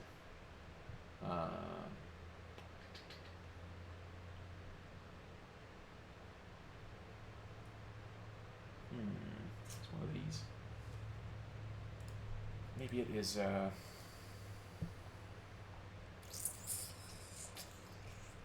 How do we do this easily? Oh, probably stop propagation, huh? Like stop propagation. How do you spell this? A-T. Right, which is a function. Yep, that's the one we want. Right? So now, when I click on one of these, it's only ever going to operate on the lowest one that we've clicked. Right? So now if I click on any of these, it's only going to echo that one time. And we can see this.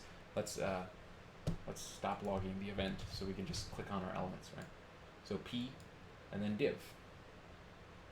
So that is the stop propagation function. So if we wanted to have a whole bunch of click events everywhere, like we just put it on document, dot add event listener, click. We'll just put a function here. We'll say E. We could say if this dot ID equals, what's our submit button's name?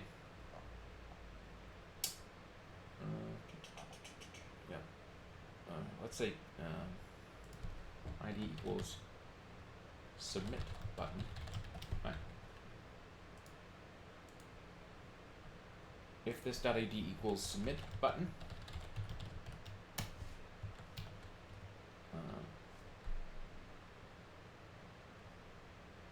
event dot e dot stop propagation, and then we can also do console.log you clicked submit, right? And then we can also put an else in here and say else console.log you clicked somewhere that had a click handler. Right? So we've added this click handler to the entire page now. So we can click this, you click somewhere that had a click handler, but you'll notice that because we have an event that says stop propagation for the H1, because it has a look class, it does not get that second event. When I come in here in the submit form, this is still in that. This is still running on this top click event handler, right? Where we're going for anything that has a class of look, right? It's running this handle events. This stop propagation is preventing this click handler from happening. So if we took this out, right, we're getting that message that says you clicked somewhere that had a click handler, and if I click, I don't know why this is not working. Let's leave console.log this.id. Let's just see what this is returning to us. Oh, it's giving us nothing. Let's do. Let's try this get attribute ID. Okay. Oh, okay. So in this case, because this is on the document, right? So because we did, so when we're doing this one, right, it's a handle events. It's on an element. The reference to the element in this is the element itself. But when we're in document, it's a global event handler. So this means the document, right? So if we did console.log this should actually return the document object. Right? Yeah, document. Okay. So what we actually have to do here is we have to use event.target.getAttribute ID, right, which should give us submit button. Yeah, so we click submit. Does everyone understand what we kind of did there? Maybe Andrew can explain it to me. Oh, this needs to be E. So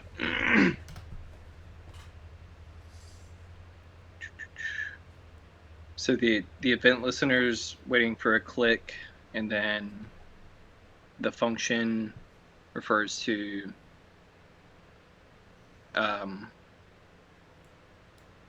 it's referring back to,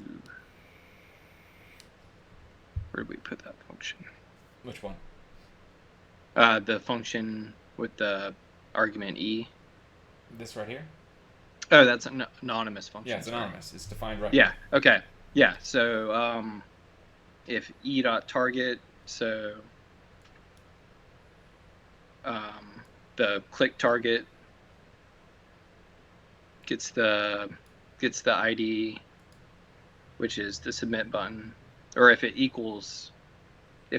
equals the submit button ID, which is the one we're targeting, it stops other events from happening, and then it'll log you click submit, but if we click somewhere else, no event's going to happen, and it's going to log that message.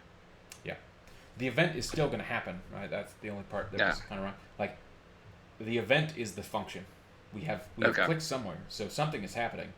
But what we've done if the action equals submit button, we're stopping every other event that might happen after this, and showing you click submit, right? So that's one way to stop other things from happening. So you often, especially when you're working with forms, you might actually come in here and do e prevent default and e stop propagation. If you're like, I want my function to be the only one that runs, you probably will use these two together, right? Because the browser knows that this is a submit button, so it's going to try and submit the form. So you want to prevent default and prevent that from happening, and stop propagation is going to say, don't let any other click handler know about this either. But otherwise, if we had a second one, right, we can do document.add event listener click. And we'll just say function. Let's say like console.log any other click event. Right? So if we run this, right, we're getting you click somewhere that had an event handler. That's coming from our first one. Any other click event is also firing because they're both set. If I click submit the form, right, you click submit is still happening, and then any other click event is still firing, right? So one of these is, we might even need to, let's try returning false to see if we can return false. All right, stop propagation is not happening in this case, and I think it's actually not happening because we define this below, right? So let's try defining this above, right? Because it's going to go in order of it being declared, right? So any other click event is first. You clicked somewhere that had a click handler. If we click this now, still not working right. I don't know why. How do we stop it from? How do we stop all the other ones from happening? Let's look this up. Prevent other click events from bubbling up. All right, I think we're gonna have to use one of the arguments. So we use the event stop propagation method. We did that. Oh, it's probably because it's yeah. So I guess we'll have to cover this now. All right. So events in JavaScript happen from two directions, and we haven't really covered this yet, which is they happen from the HTML or the document on down to the element, and then they go back up. So propagation works one direction. So if we wanted to stop the other ones, we would have to use one of the options in here. We would do what is the option we want here? Use capture, and so we'll just put capture equals true.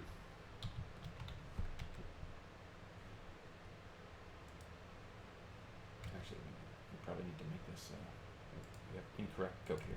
Right, this needs to be a comma if we were going to have more arguments in here. All right. So if I click this now, right, and so you can see you click somewhere that had a click handler is way up above what was showing up before, right? It used to be, if we take this out, where's our JavaScript code? Yeah. If we take this out, save, right? When I click in here, it's showing this element, which we get from console.log this, right? So that this event is firing first, the one that we have on our look class. Then it's doing any other click event.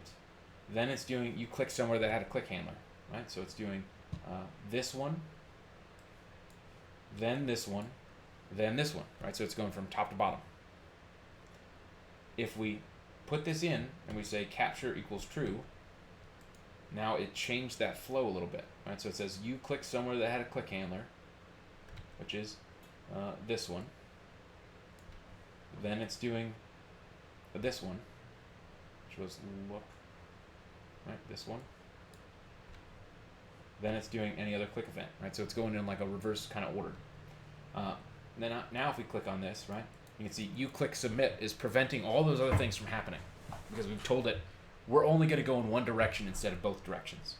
So the bubbling is when it goes upwards, and what is the name for it if it goes down? We call it capturing, right? So does it have a correct? Yeah. Capturing is all the way down, and bubbling is all the way back up, right? So it goes from the capture, so from the time we click all the way down to the element, then it tells us the element, then it goes all the way back up. Okay. So JavaScript is working on a bunch of different angles here. So top to bottom or bottom to up. Okay. And there are probably better. We have an example we can run. Maybe there's a nicely designed one. So we do like JavaScript event bubbling. Yeah, bubbles. Let's check this. That's a bad example.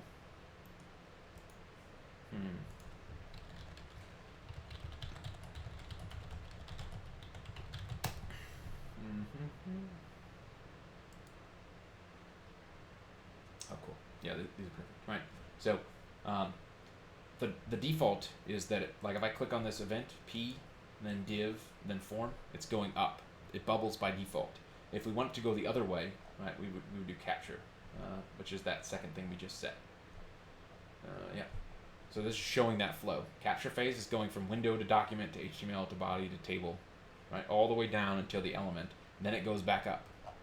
And so if we told it, which we did, we just set capture is true in our argument here, right? So let's click P, capturing HTML, capturing body, capturing form. So this is going on down the entire HTML chain until we get to that element, and then it's stopping. So we can tell it which direction to go. So it's really useful to just know that exists if we need to stop something from happening that maybe some other JavaScript or some other library has set behind the scenes. Okay. Those are the complicated things that you can do with events going up and down. Just be aware that they exist. Most of the time, as you've seen here, it's unless you're writing event handlers like this every single day, you're probably not going to get as complicated as this type of code where you've got like 50 different events operating on a single element. Most of the time, your actual elements are going to be like, var submit button equals document dot get element by ID submit button, right? And then you'll do a single event that is like submit button dot add event listener click, and it'll be like function E, and it'll be something like check the form for validity before submitting, right? Like 99% of the time, your events are going to be this kind of simplicity, where you're attaching an event to a specific element to do a specific thing. Okay? All this extra stuff when we're playing with event bubbling and capturing would be maybe if you were building a library and you need to like have it operate all the time. If you wanted to build some kind of widget that was like a login box dropdown, that kind of thing you might write with a little bit more complexity here. But in general, it's going to be very simple. But I just wanted to expose you to it so that as we start talking about these things in future lessons and as we start playing with it in homework and in our projects, that you'll be aware that this exists and start to know like prevent default is how you would stop the form from submitting if you're attaching it to there. Stop propagation if you've got 2 events set for some reason and you need to prevent one of them from firing, right? This is how you would do that kind of thing. Cool. Everyone, you guys have a pretty good grasp of this part of events, like the simplicity here that we've gone over. Is there anything we'd like to go over in more depth? No? All right. It is 7 o'clock. Let's take a break and come back at 7:15. And we'll keep playing with events and we'll actually like make some things. Okay. All right. So that is pretty much, in a nutshell, how you work with events, right? So let's actually take a look at some real-world examples, because I think a lot of these are just silly, so that we can show off quickly how we're going to work with events, right? We're going to add an event listener, but let's do some real stuff with this, and that'll let us really close out the rest of the day, and then we can spend time playing with any projects we want, or we can dive into some more examples. So I'm going to delete all of this and go back to where we kind of were earlier, right? So let's take out our form. Great. And we had our paper, rock, scissors game up in here yesterday, right? That was what we built yesterday.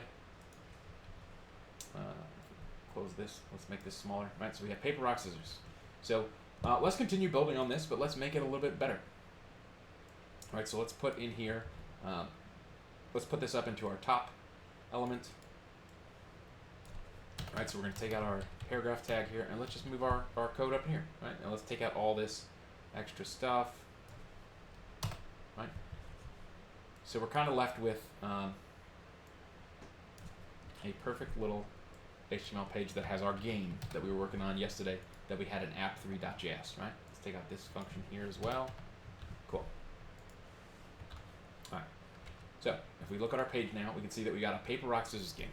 Let's maybe create, because what we had before, we had it on the on-click attribute of our HTML element. But now we know a lot more about events, right? So let's make this a little bit more interactive, right? So, right now we're logging to the console, you win, right? So maybe what we want to do is we want to have like H2, let's put this in here, and let's say current game, right?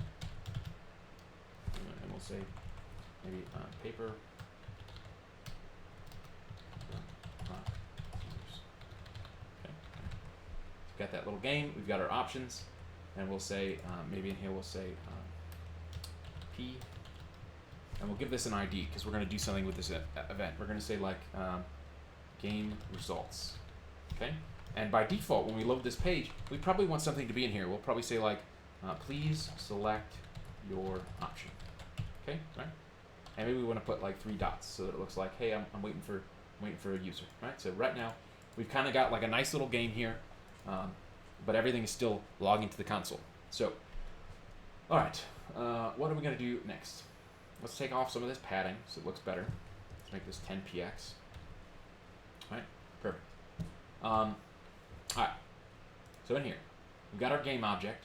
We probably, we have a run game function. So right now, all this is happening in run game paper, right? So we need to take these out of our attribute. Now that we've built this and we know that this is kind of working like we want, how would we add, let's do this, right? Let's add a class on here, and we'll say class game option, right? We'll add another class game option. We'll add another class game option, right? So each one of these has a game option. Here. We'll take out our onClick so it doesn't get in the way, right? So where we're at right now is we took out the stuff that was working, right? None of these buttons do anything right now. How would we add, right? Is this deferred? Right? Maybe that's the first thing we need to do, right? So app3.js, if we run some code in here, if we did something like this, document.getElement by ID rock, right? For example, we could do add event listener, and we say click function e, right? That's our event, and we say console.log click rock, right? We know that this is gonna not fire, right? Because this doesn't exist yet. Does anyone remember what is the event that we can attach to the body or the document or the window that will let us know the page is loaded? Is it onload? Yeah, so onload would be if we wanted to do it in the HTML, right? If we wanted to come in here and say onload equals, some, initialize game, right? We could do it like that, but what would be the way to do this just with JavaScript without putting any HTML, any attributes in here at all?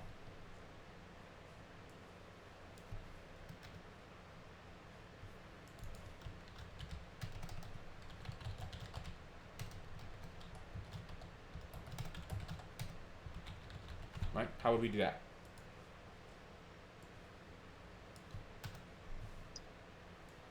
Would it be using just load, but on the window? So Yeah. like window.addEventListener load? That's exactly right. Good job, Stray. So we can come in here. Let's say, all right, we want to do window.addEventListener. Right? Do you remember the other one that we learned? Right. So load is after everything is loaded. That's one good way. But there was another one. You remember that one? When the HTML elements exist, it was one that was kind of funny because it had uppercase and lowercase letters. DOM content loaded? That's it. DOM content loaded. Right? So we could have done that, or we could have done load. Both would have worked for what we're trying to do. Right? But let's just do this one first because I like to reinforce this from a bunch of different angles. So let's just say this is our main function that kind of sets up all of our events. Okay? So no matter what happens, we can come in here and we can say, okay, as soon as the page is loaded, we're going to add an event listener to click, right? And so now when we run this, right, if I click rock, you can see that it does indeed click rock, okay? So we can even come in here, and if we're trying to build this as a real game, we might want to come in here and just, add some useful things to us. So we might say something like console.log game initialized, right? And we might say console.log attaching game events, right? So if you can see, we're kind of building the structure of our page as we're doing it, right? So we've been using comments up till now to let us know what we're doing when we're reading, but if we're building a game, we want to know when specific events are happening that we're in charge of. That's the stuff that we care about. So we've got one for rock, we need one for and we need one for that, so we'll do paper, scissors, right? Change this to scissors, paper. Right? Is there a better way I could have done this so that each of these choices would be, maybe I write one click handler, right? So instead of having 3 separate functions, I have one function. So maybe I need to come up here and write a function. What we want to call this? Throw out some suggestions. There's no right or wrong answers unless it's a bad answer. Just kidding. Estrella, what would you like to name our button click function? Click handler. Yeah, that's a good one, right? Click handler. That would be perfect, right? This is exactly right. What is the argument that the click handler is going to get?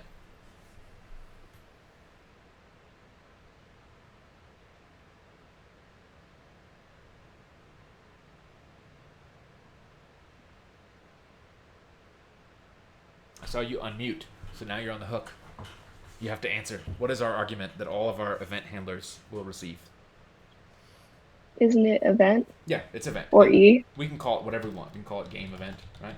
Whatever we pick as the name, that's what we're going to have in here to use, right? So we could pick anything. Now, before we go any further, what would maybe be better name for click handler, right? So click handler is great, but does that define what this is happening?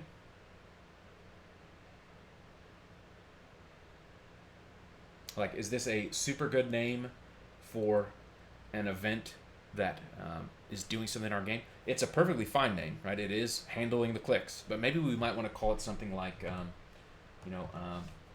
make selection, make game selection, right? Or maybe even like throw choice, right? Like if you're playing a game, throw or shoot, right? So you can name things however you want, and what you generally want to do when you pick your names is think of a name that really describes what it is that's going to happen in this option, right? We have a function already up here, right? We have our entire game, right? We have run game, and it takes player's choice. So this already exists. Maybe what we want to do is we really want to just adapt this to handle a value, right? So right now it takes player choice, which was either rock, paper, scissors, but we could just come up here and say event, and then we'll have to get player choice in here somewhere, right? Because we need to get that value. But let's do this our own way first, right? So let's do click handler, because that was a good choice. Click handler, right? And we got game event as our thing. So let's say, how would I get, right? So we have our HTML in here.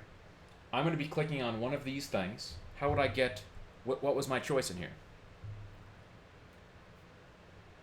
Leah. How can I get my selection if I've got an event? Let's close this. If I've got game event, how would I tie game event to which one of these I've picked? Would it be this? Let's try it.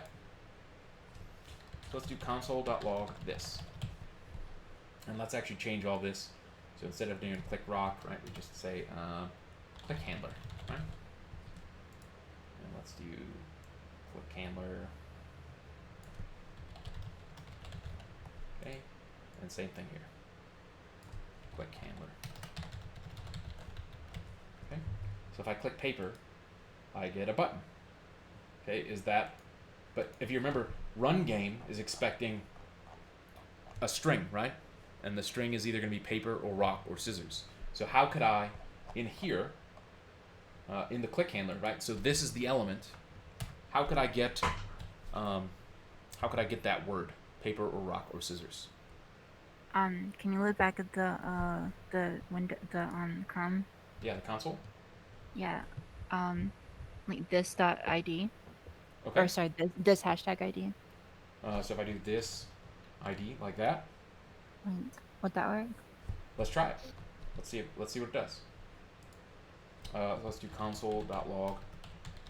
You're saying this ID like that? Well, that's not gonna work because that's like CSS. Yeah, it is. But you're on the right track. So Yeah.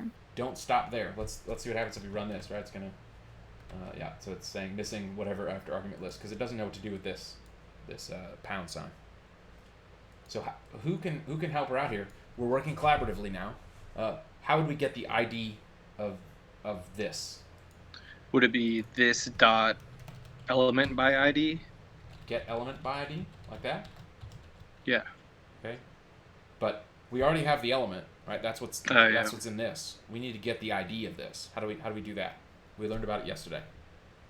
And there's actually 2 ways to do this.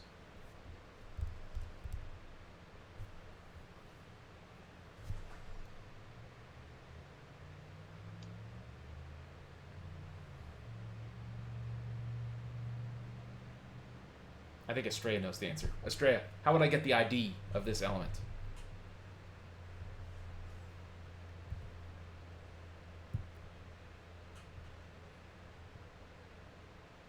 Do we know any functions? Here's a hint. Do we know any functions that will let us, get any of these values in here? Any of them? Do we know a function that will let us get any of these types of things? Maybe it'll say get something.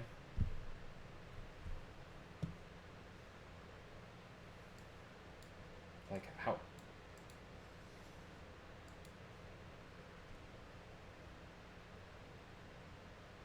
So we have it in ID right here, right? So how would we get the ID if we want to just get that word?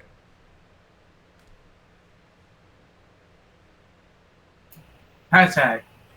That was what Leah picked. And we learned that it doesn't work. Nice try.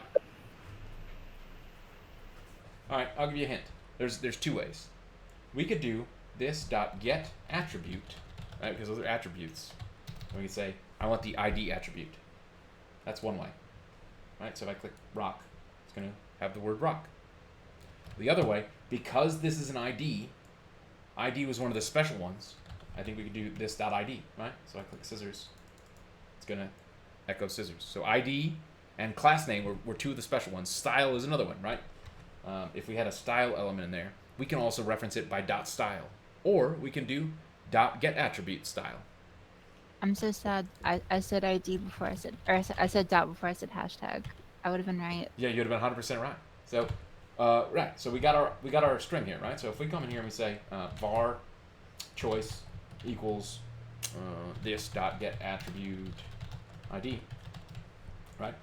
And we delete this.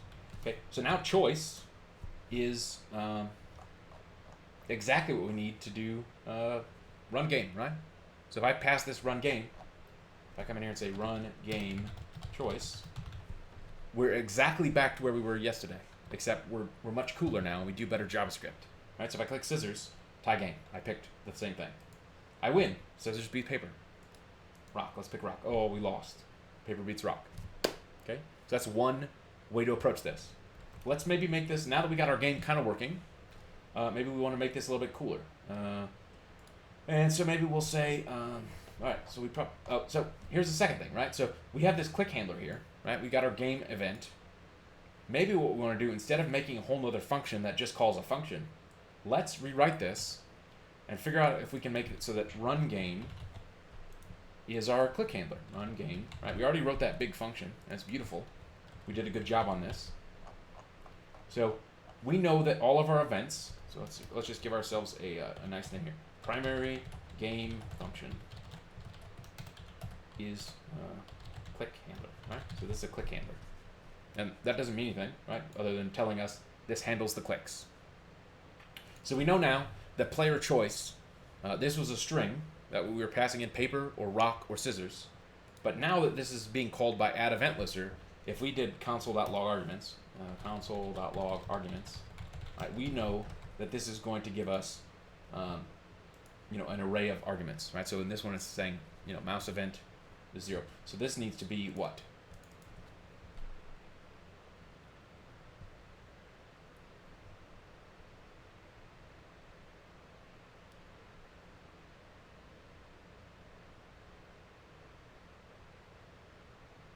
What argument are our events getting? Estrella knows the answer. Event? Event, yeah. And we can call this whatever. This could be E. This could be event. This could be Estrella, because she knows the answer to the event argument question, right? Doesn't matter what we call this variable. It is an event object. Okay, and so we're just going to call it event so we're clear. Okay, so we need to now get, right? We know, so let's do console.log this and see if that is telling us the same information as before, right? So if I click scissors, Yeah. So now we're getting, okay, it's exactly where we were before when we had a click handler. It's logging our scissors, but now it's telling us player choice is not defined. So we just need to get scissors or rock or whatever we pick and create a variable called player choice, right? So we know we need a variable. How would I initialize a variable called player choice? What's the keyword I would use that initializes a variable? Gregory loves this keyword. He uses it multiple times in a row.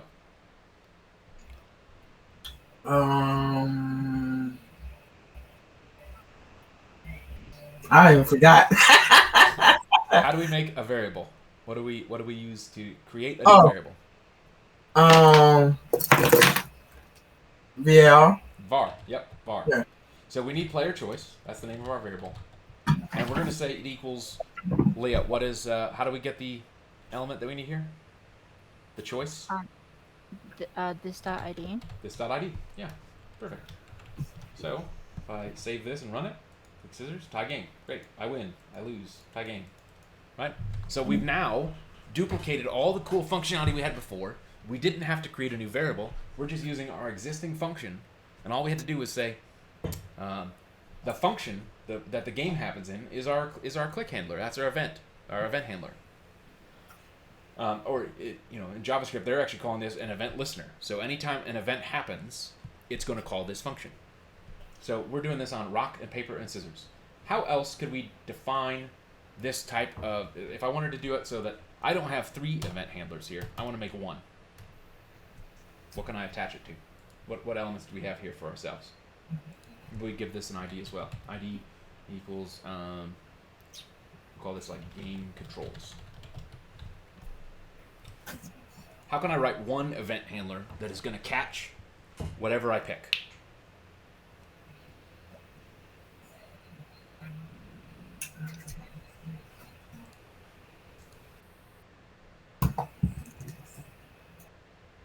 You could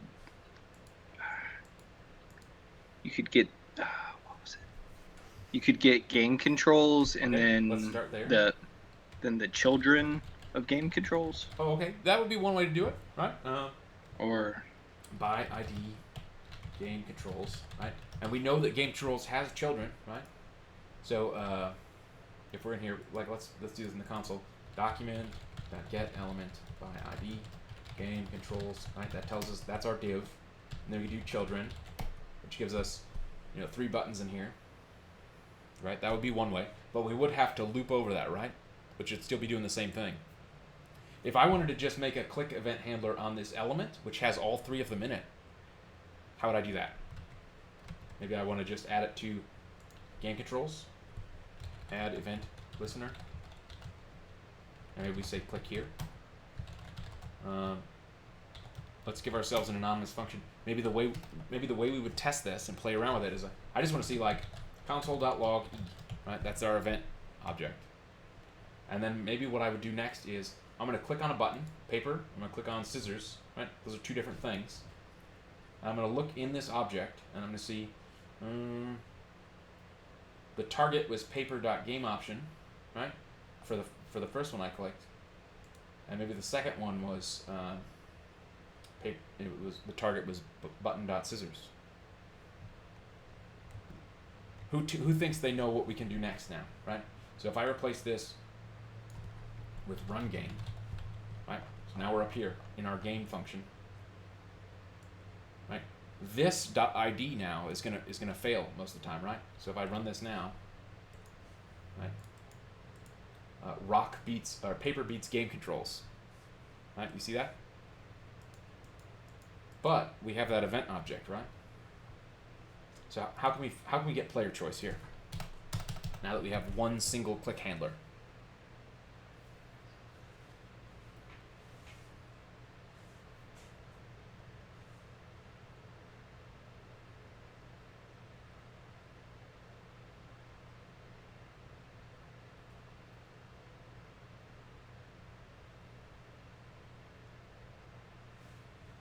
You guys want to see the event object again?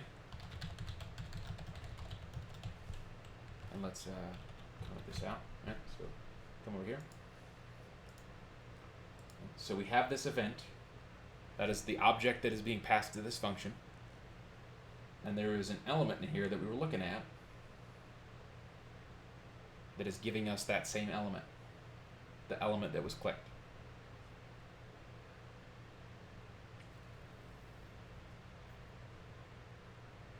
So we'd use the target. Event.target? Event.target. Okay. So we can do event.target. And then what to get our ID, right? Because that's just going to be a button, right? So how do we want to get the value? Yeah, .id or .get attribute ID, right? Both are the same. So we'll do get attribute this time. All right, let's see if this works. Scissors. I win. I win. Tie game. I lose. So that seems to be working again, right? But now we have one function that is controlling all of them. Now, there's an error here. What happens if I click this? Right, that's still going to call that event function, right? Paper beats game controls. So how would we prevent that? Knowing that we have this, how do we stop this from happening? We only want it to work on the button. Go ahead. That's when we would use to stop the bubbling, so stop propagation. Close. Or the other one, that would prevent it from, like, if we had other events above this. But the problem is we put this click event on that element. We're saying anything that's inside this div, game controls, which includes all those buttons, we want this click event to fire. So it's not going up or down. It's just saying, the easiest solution is we want to just say, like, we're looking for the ID of this element. And if it's paper, rock, or scissors, we're good. If it's anything else, we should ignore it. So what is one simple way we could do this with? We've learned about conditionals and things. How can we just, we know that the answer here is if I click out here, we think our choice right now is game controls, because that's what event.target.getAttributeID is. When I'm clicking in the div, the ID is game controls. So how can I get out of this? If it's rock or paper or scissors because I'm clicking a button, we're good. Stop default, maybe? Oh, that's a close one. That would be for if we wanted to prevent submitting a form. So if the browser is going to do something behind the scenes automatically, prevent default is going to stop that form from doing its regular behavior. But go ahead, Gregory.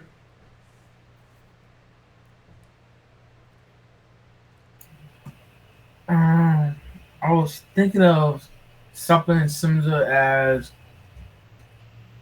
something that we did in the first beginning, like get ignore, like to ignore that function, but I don't think that would work correctly.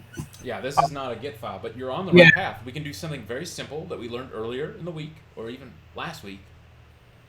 I don't remember when we learned it. We learned a lot of things. But we can do something simple that just says, like, if this attribute is not one of these values, let's just leave the function. We don't need to do all the rest of this stuff.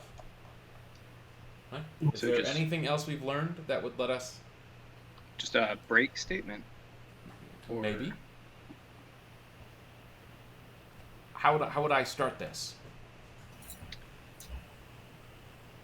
So we could do an if statement, and then... What am I checking? So if...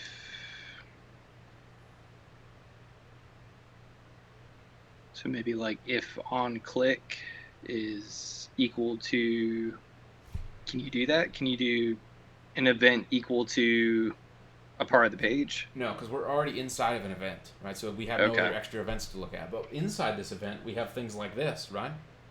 Yeah. So I can just say, like, if event.target.getAttribute ID equals game controls. Right, we can do something here, and you suggested break, right? Let's try break and see what happens. It's going to tell us illegal break statement. We learned yesterday that breaks only work inside switches, but you're close. So what can we do to just leave this function right here if we wanted to just escape? Gregory? I remember yesterday we left it blank. One of the things we said when game equals play it to a tie. We just leave it blank. It will do nothing. Yeah, It will we could. just leave it like make it do nothing. Yeah, I mean, so that's one approach, right? We could do if we're clicking on the game controls element, right? We could say do nothing, and then we could put everything else in an else block, right? So if we're not in that, we come through here and we just go down to here, and we could say like this, right? So that would do exactly that, right? And then if I click out here, nothing is happening, right? That's one way. But there's a better way, I think. To me, a cleaner way, right? So that is that, right? So instead of doing nothing, how would I leave this function right now on line 18? So we've got all this extra stuff, but I want to just leave it. What were you going to say, Leah? Continue. Let's try continue. Illegal continue statement. We're not inside of a loop. Good guess though. There's one. What can we do in functions to like get out of here? Return false. Perfect. Exactly right. Functions, you return from them. So anytime I hit return, it's gonna say this function is done running. So if the event.target.getAttributeID, or we could have done event.target.id equals game controls, return false. We could also do, so let's imagine, right? So we've got a second bug here. Let's say we come in here and we put in, right? Let's say we've got, like a h2 id equals fun game, or let's say game or computer choice, right? And maybe we'll have this be. So we got ourselves a big h2 in here, and maybe what we do when we come down here in app3. Where are we getting the bot? Okay, so we'll do, so bot2 is the computer's choice. So we'll say document.get element by ID computer choice inner HTML equals bot2. But we named that wrong, right? Yeah, computer. We put it. Let's make it match. So we're gonna say this is lowercase. All right. So now if I reload this page, right? Now the computer's choice is going in here. So I pick rock. We can see it's tie game. Scissors. Rock beats scissors. But the problem is scissors. This computer choice exists within inside the page, right? So our problem from before is we were clicking on the game control element, but now we've got another element inside this page, right? Game controls is what has our click handler. We care about our buttons, but now we've added another option in here. So the problem is we might be building more and more stuff in here. We could put in like, p error. We might say id equals error message if there was like a problem, or maybe we had a chat bot in here. We've added a whole bunch of extra functionality, but we only care about these buttons. So maybe there's another way we could go about this so that we don't have no errors. Right? So that no matter how many elements we have in here, right, we don't have rock beats error message or rock beats computer choice. So what can I write up here that would be kind of like this, but would save us forever? Right, if we only care about those three buttons. Could you do, like dot attributes class, and then what was the class again? I think it was game option. This one? Could you do that?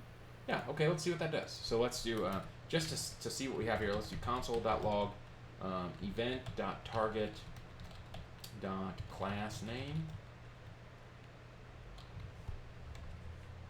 So if I click this, it gives me game option. If I click this, it gives me nothing, right? So we only care, like, it has to be game option. Game option is the only thing we care about. That's a good one. So how would I change my if statement here, right? What we were doing before is if event target ID equals game controls, return false. But we need to change this now because we've got a bunch of stuff in here that isn't just game controls. So how can I make this work? We had event.target.className, right? That was giving us game option.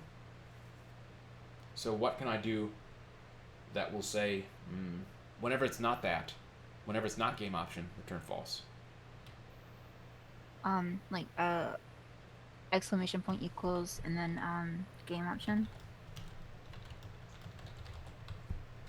Looks pretty good to me. I lose, tie game, right? Cool. Yeah, exactly right. So we can structure our conditionals, right? You can see how we went from checking to see if this equaled something when we were checking the ID, and now we've just said we've made it even more robust, which says, hey, if it's not one of those buttons with a class of game option, we're going to return false. So it doesn't matter how many elements we put in here. This is only gonna, the problem here though, and is that, if I for whatever reason I went in here and said class equals game option, right now we'd be in the same boat.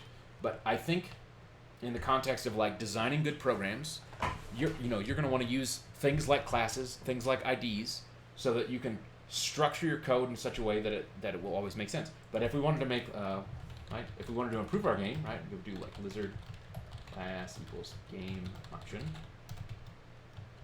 Do lizard, and maybe we do button ID equals Spock. Okay, class equals game option. Spock. Okay. So now we've actually added five buttons. We do care about them. Now we haven't programmed in what happens. Paper beats lizard, right? So we'd have to change our game logic now, and we could do that inside of our function. But we just made it so that we could, in theory, build like I think there's like a large paper, rock, scissors game, right? Yeah, there's like an extreme version that has, like 30 plus options.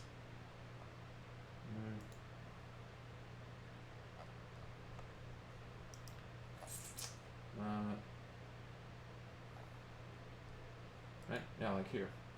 We can implement a game like this that has human, tree, wolf, sponge, paper, right? That has every variation, but they all can beat other things. And if we wanted to, we now have the framework in place that we could add all those extra buttons and then go in and start programming what beats what. And now we can have this really fun game when we fight against the computer. Now, just like we learned yesterday, right? The computer is going to be picking between those three options, paper, rock, and scissors. So we would also have to go in and change our game line. So we'd have to add all the different choices, like lizard, Spock, right? If we had like wolf, sponge, and then we would need to change our math.random here to have all those options, right? But we can continue to build off of this because we've now got one big event listener that is looking for any button in there with a class of game option and is going to then run our game function. You guys tracking? As a quick refresher, what does every event listener function get as its argument?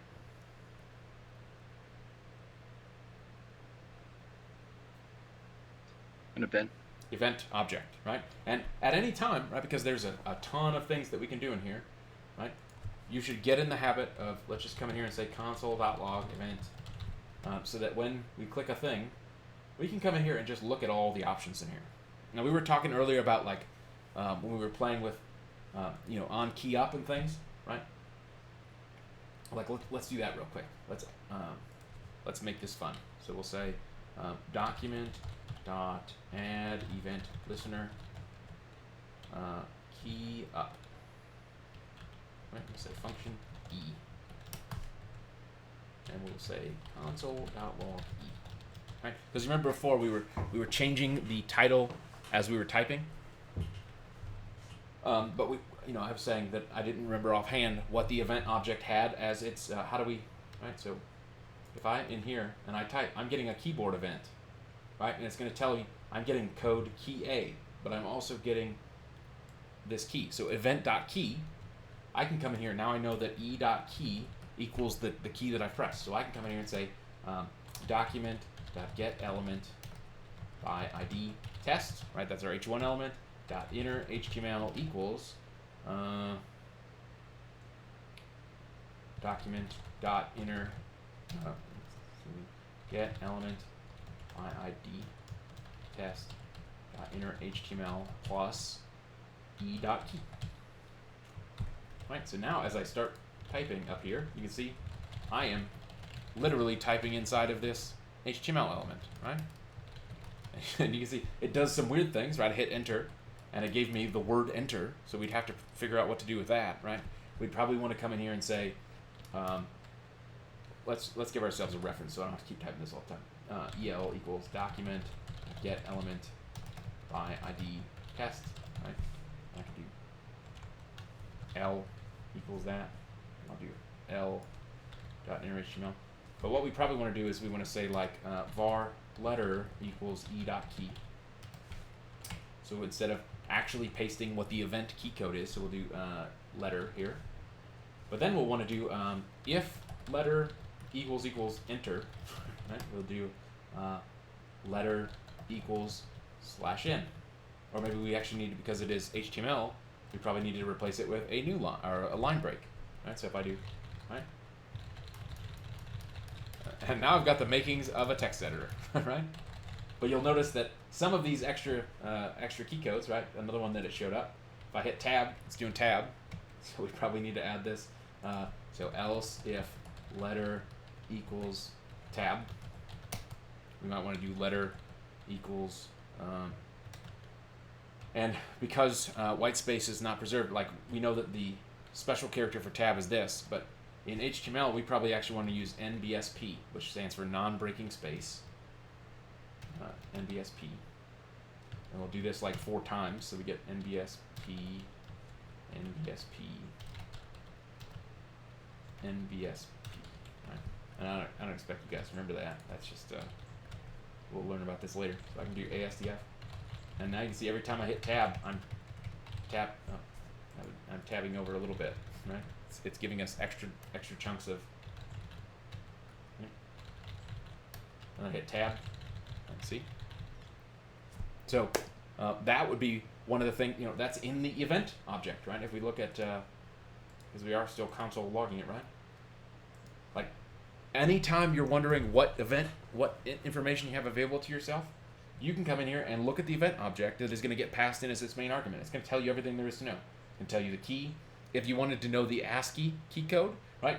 Lowercase f equals the number 70. When you type an F, your computer is thinking, oh yeah, you're talking about 70. If I type uppercase F, let's minimize this, right? If I come in here and I type uppercase F, right? You can see that uppercase F is still 70, but it now has the shift modifier, right? Because we got shift left, right? So it's a modifier, so it's operating on that as well. What else do we have in here that is interesting? It's telling you the source element, so it's capturing everything that happened in the body, and it's telling you which, right? So if we hit enter right here, right, because that's one we caught, and we changed it to the code is enter, but we said, hey, actually replace this with a BR tag. We can see that enter is key code 13, and this is going to relate to like if you guys were ever wondering, we were talking about encoding a few weeks ago. These are ASCII encoding, so we can do ASCII encoding table. Right? So behind the scenes, when you're typing letters, right, 13 is carriage return. That's your enter key. When we looked at, what was F, right? It is 70, just like we looked. So this is ASCII encoding. If we were looking at UTF-8, it would be a much bigger and different number. Though it actually, for American letters, like A through Z, and a lot of these special returns, Unicode and ASCII match up. It only starts getting weird when you start looking at like, emoji smiley face, which will be like 1,436 or something like that, right? Can we type this in here somehow and show that off? I don't know how to do that easily in a way that's simple to show. But like Alt 0122, right? Yeah, that doesn't work. But if you were using like a Chinese keyboard or something, if I was typing an S, for example, it would be some Unicode number that's like 2046, right? So that's realistic uses of events in JavaScript, right? You're always going to come in and do something like this. You're probably going to have, you're going to want to make sure that the code has loaded first before you do anything. So you have to, because you're going to attach this to a document or to an element. And so in this case, we're attaching it to the game controls object, and then we're adding a click event listener, and then we're using the run game function to decide who's won and lost. Everyone following along? All right. It is 8 o'clock. Would we like to explore anything else? Would we like to come up with some more examples? Maybe build an app using this or something. Like we've been kind of playing around with events over the last week, using like a bunch of cheat code ways, like using on-click inside your things here. But maybe we want to do something, or maybe we want to work on one of y'all's apps, like the story generator, or maybe we want to take 20 minutes and go replace all of your code where you're using like click event handlers, and you want to like do it this real way, and then we come back and we do like a little show and tell. Maybe that would be nice. What do you guys want to do? I think you going through and making something. Okay. I think that'd be helpful. Everyone agree with that? All right. What do we want to make? This is the hardest part of picking, right? What would be fun to make? We made a little kind of paper rock scissors game. What would be useful to make here? Like tic-tac-toe. Tic-tac-toe. Okay, well that's a game. That's kind of complicated. You guys want to try and make tic-tac-toe in an hour? Okay, no promises. We're gonna do this on the fly. It was the only other simplest game I can think of. Okay. Let's make Well, Snake. Snake is even harder. Now we gotta have like What? an update loop, and it's gotta grow when it eats apples, and we're gonna have to place things. What about the mine game? Minesweeper? Yeah, that I That's never. even harder. You guys are Really? yeah. Why don't I just make Call of Duty 4? Yeah, let's do that real quick. Nah, I'm sure I can do that in JavaScript in an hour. Yeah, no problem. Oh Nah. boy. All right.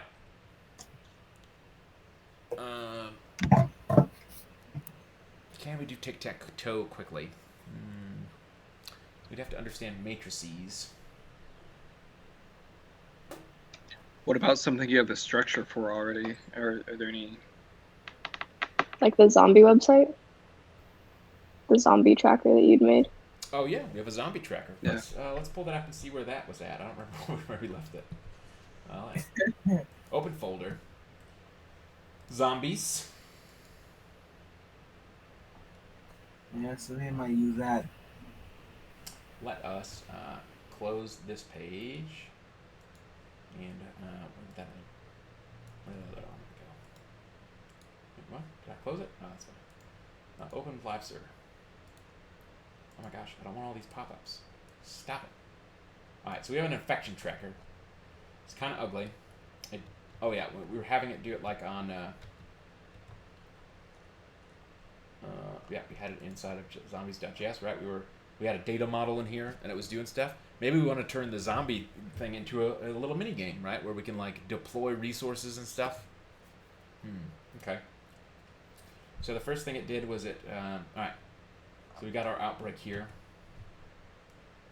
This is our data model. We have in our HTML, the way we had it defined was whatever values were here when we came here. The first thing we were going to do is we're going to update all that information on the page, right? So that was kind of where we left off. All right, let's maybe add a button in here, just so we can start playing with stuff. So we had a map section up here, but for now, let's maybe say that this is a button. ID equals more zombies, right? More zombies. Button. Okay, got our button. Gosh, it's up in the top. We don't like that. Let's style it with some CSS. So we need to come into it's a map. So we probably need to do like section map, and we'll say button, and we'll maybe do like margin 25%.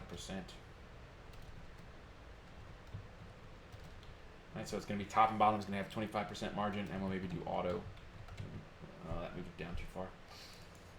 Let's do 25% both ways. What's that going to do? Yeah, it's not perfect. Let's actually do it on here. So we'll do text align middle center. We'll do vertical align middle. Right? So that. Yeah, kind of put it in the top. So all we need to do now is add margin. Let's just do top 250 px, and we'll say position relative. Well, actually, let's do half the view height, right? So we did that. So let's do like a 25 view height. Is that gonna? Yeah, perfect. So we got a more zombies button. Let's give ourselves a little padding so this button is not so ugly. Padding. Let's do 5px. And we'll make this button like background color R. Let's do F. RGB. Do 255. And let's bring up our little color picker so we can have. Cool. And color yellow and font weight bold. All right, so we got ourselves a nice big button. More zombies, right?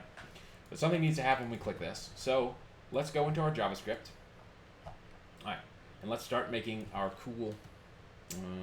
Right. So this information, right? We've got a functions and events thing here.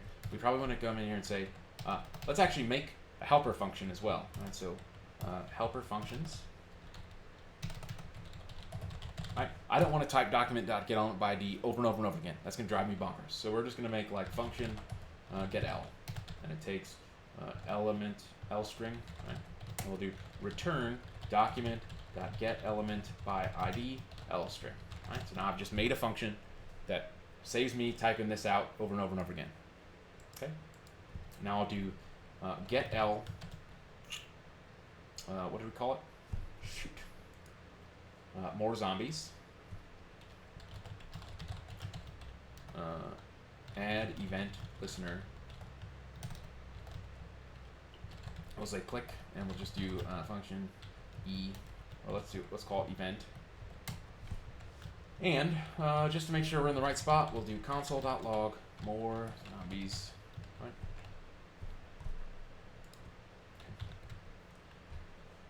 Everyone tracking so far? So if I pull up my little console here, like developer tools, cannot set inner HTML null. Where do we see this at?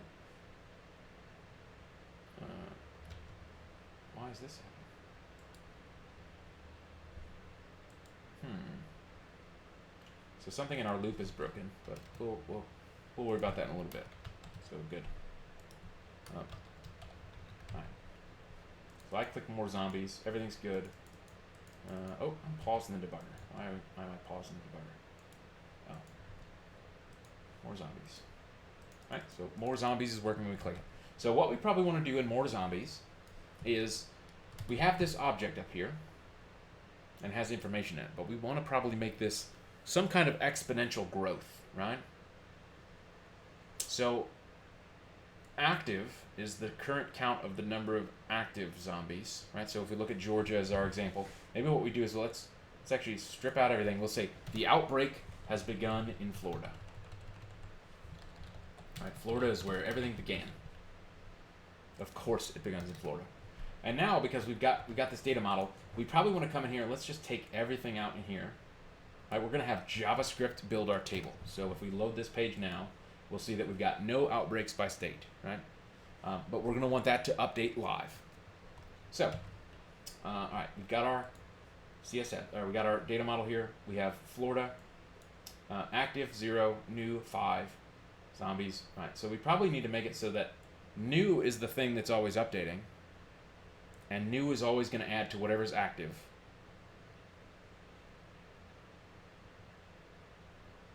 And then after some amount of time, the active die, and we subtract from that and add to zombies, right? So it kind of goes like this. New is like new infections, and then new becomes 5, and then the next time we run this, next time we click this button, maybe new now is 10 new, but active would be 15, but then instead of it being 15, it would be 10 because 5 of them have died and become zombies. Can you kind of see what we're thinking here? Is that every time I click new zombies, this goes up some random number. Whatever was in that number before goes into active, and whatever was inactive becomes zombies. What about like estimated population and then sick and then zombies? Yeah, that's excellent. We could definitely go down that path next. But what I first maybe want to do is figure out if when I click this zombies button, can I make people flow from new infections to active to zombies? Because I think there's probably some relationship between zombies and how many people become newly infected when I click the button, right? So if there's 5 zombies, if we start out with, if we imagine we start at 0, and let's say it starts with 1. Like, 1 zombie maybe infects 1 person. But now if I've got 2 zombies, they can affect maybe 1 or 2 people each, right? So this might go 2 to 4, 4 to 8. And then we can introduce, like, soldiers come in and they kill some zombies. And so maybe we can, like, limit the spread. So let's start with this, right? So we've got more zombies. So what we probably want to do is we're going to want to do a loop through each of these. So we have our outbreak object. So we'll say so for var state in outbreak. Right? So we're going to loop through each state. Loop through every state to see how many zombies exist. Okay? So that's what we're doing. Right? So state is now, it'll say Florida the first time. So if we want to get like case load is like outbreak state, right? So it's going to give us just this object in the caseload option. So caseload will have caseload.new, caseload.active, caseload.zombies. So what I can do is in here for var state and outbreak, we first want to get like our zombie count is caseload.zombies. So maybe what we just assume is it's a random number between like 0 or 1, right? Like for every zombie that's here, math.random is if there's a chance that it might not create new zombies. Okay? So maybe what we do is we say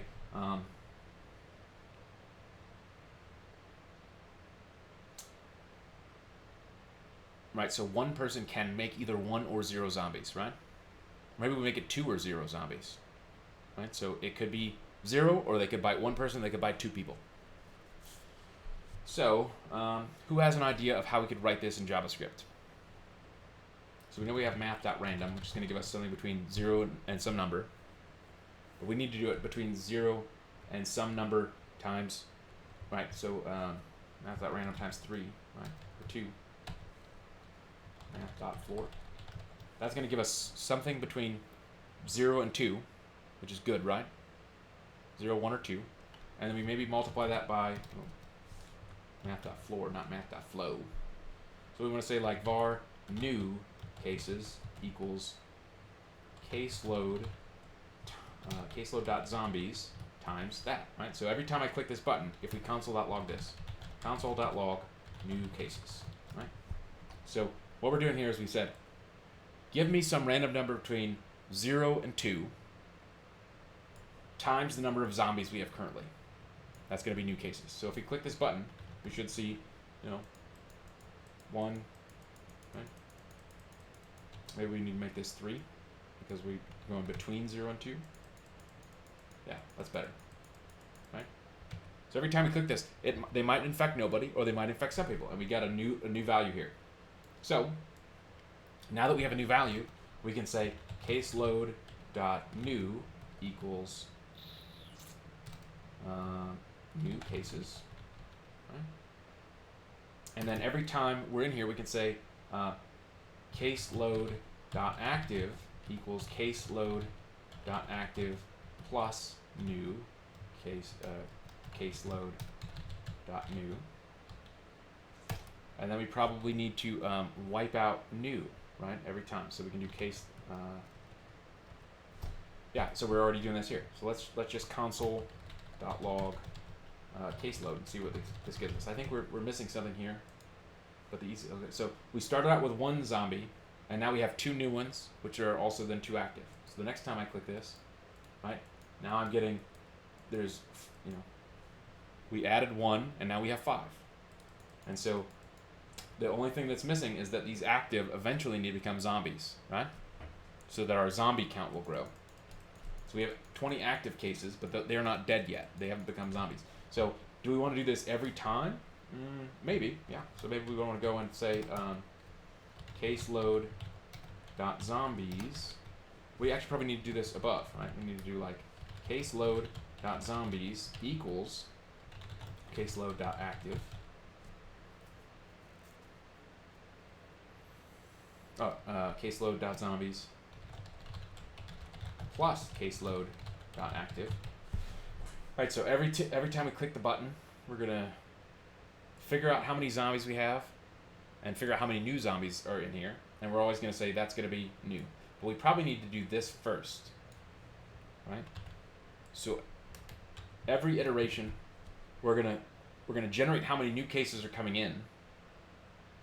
But each turn we want to say the number of zombies is the number of zombies plus the number of active. The number of active is the number of active plus the previous new ones, and then we want to reset the new ones to be however many were generated from zombies. You guys understand that flow? We probably need to document this a little bit better, though our code is pretty good. And then we output this this object, right? So I click this button. We start off with 1 zombie, 0 new, 0 active. Let's click it again. 1 zombie.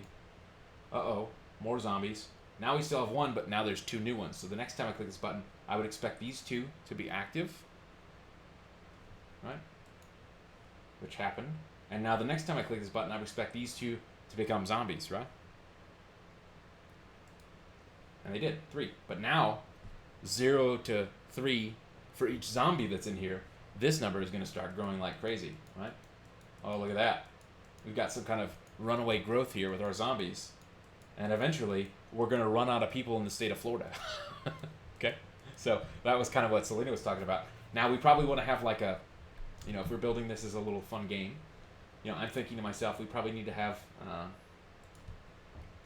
let's add another button in here maybe, and we'll say button ID equals National Guard, right? We'll say like deploy guard. Right, so we're going to send in dudes with rifles. And I know this is, so deploy guard, we probably want to give this like a different color button. So maybe make this one, let's just leave button how it is. And let's take out these things that are giving us colors. And let's say section, map, button, zombies. So now we've added that in there, and we'll say section, map, button. What was our name? National Guard. Okay. And we'll do maybe background color, like some kind of pleasant army green maybe. Right? And maybe their color is, let's just keep it yellow and see what happens. Yeah, no, that's too close to the other one. Let's give the army a brown color. Army feels brown to me. Right. So cool. Now we got a deploy guard button. It doesn't do anything yet. We haven't added an event handler. But you can kind of see that, like, if we build a bunch of zombies in here, this can grow pretty quickly. And we'll need to have some way to, like, show that there are National Guard. Maybe National Guard, when we have this in here, there's a limited number of people that could be in the National Guard, and that's from the same population that is in the state of Florida to begin with. So maybe let's do that next. We'll come in here and we'll say, we actually have Florida has population. And we'll say, I don't know, what is Florida's population? Florida population. 21.48 million. Right, so we'll come in here and we'll just add that. 2148 0. 21 0 0. Right, that's 100. Yeah. Right, is that right? Missing a 0.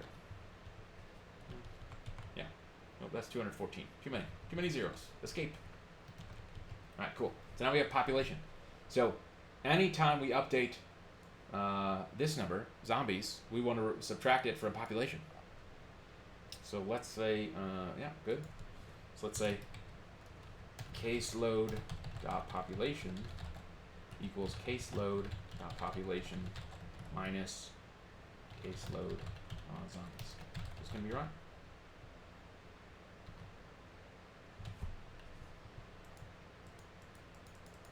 So let's see how quickly we can get out of population here.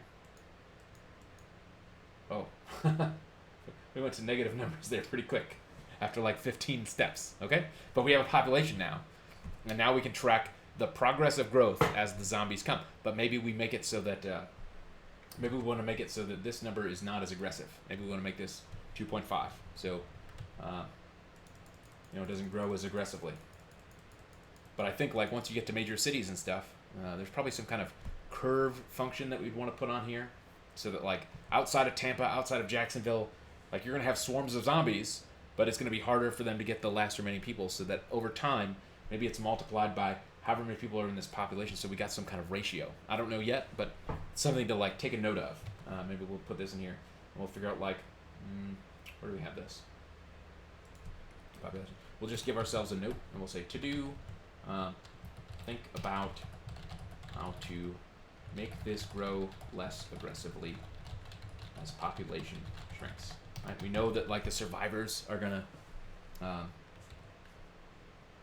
try and do something. Then we probably need to have some mechanism. Right, so we're looping through the states, but as Florida, right, as we're getting more zombies, right, as Florida starts getting more zombies available, right, you probably get to like 20, 30, maybe even 5,000. There's got to be some function that exists that will say, do they spread to Georgia? Do they spread to Louisiana? Do they spread to, do they swim to Puerto Rico or Cuba? The answer is yes, and I don't know how we would go about doing that, but let's take another to-do in here that says, at some point, all right, so that's where we're logging our thing. So before that, we'll say to-do, figure out how we get the population, or the zombies, to grow to other states. Right? So what we probably want to do is just have a giant list of states, right? So maybe we need another data model that just says bar states equals, come in here and put Alabama, Alaska, Arizona, Arkansas,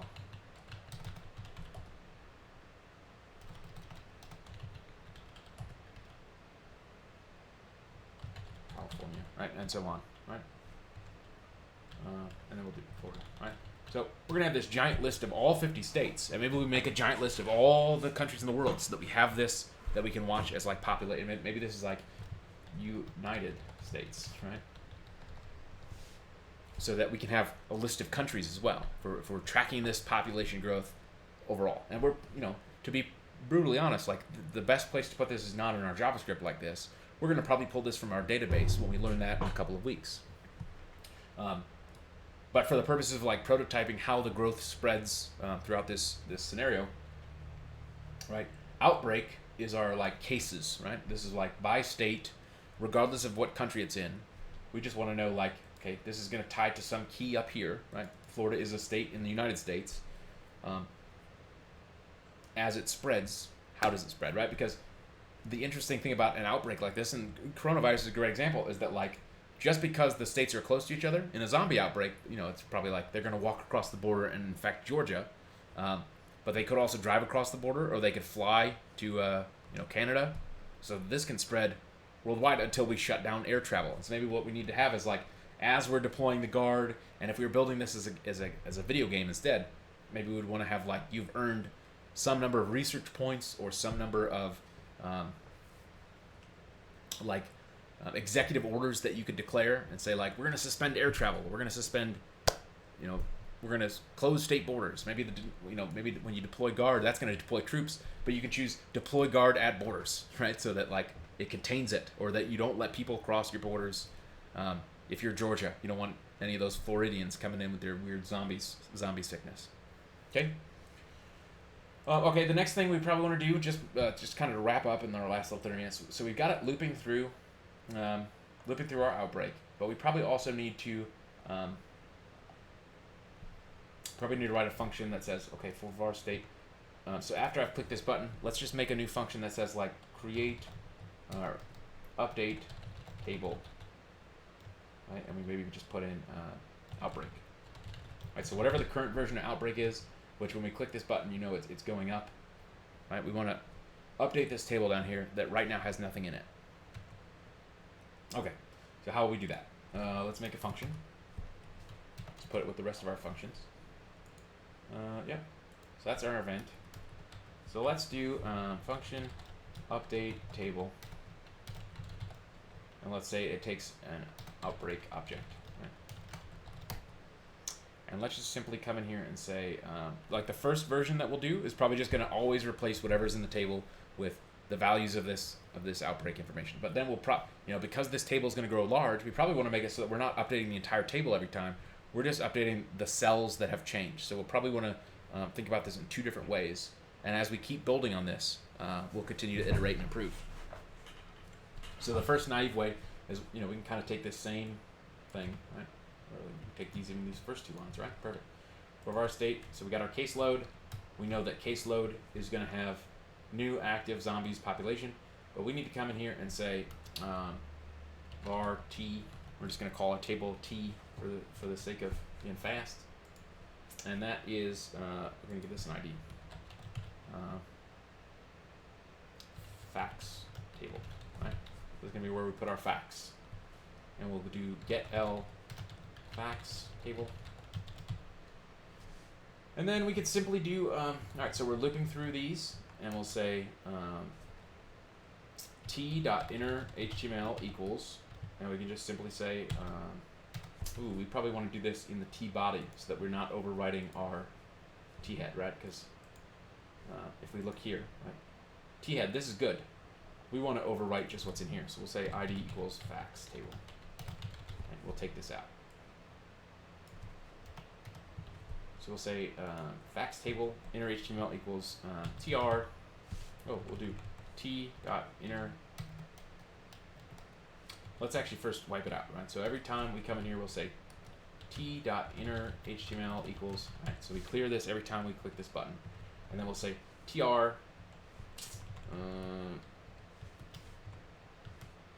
Plus, we need to do so t.inner HTML plus, and we'll say tr.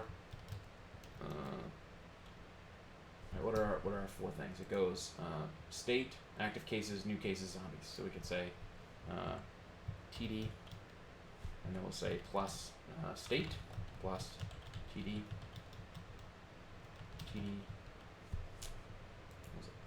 active new zombies plus caseload dot active plus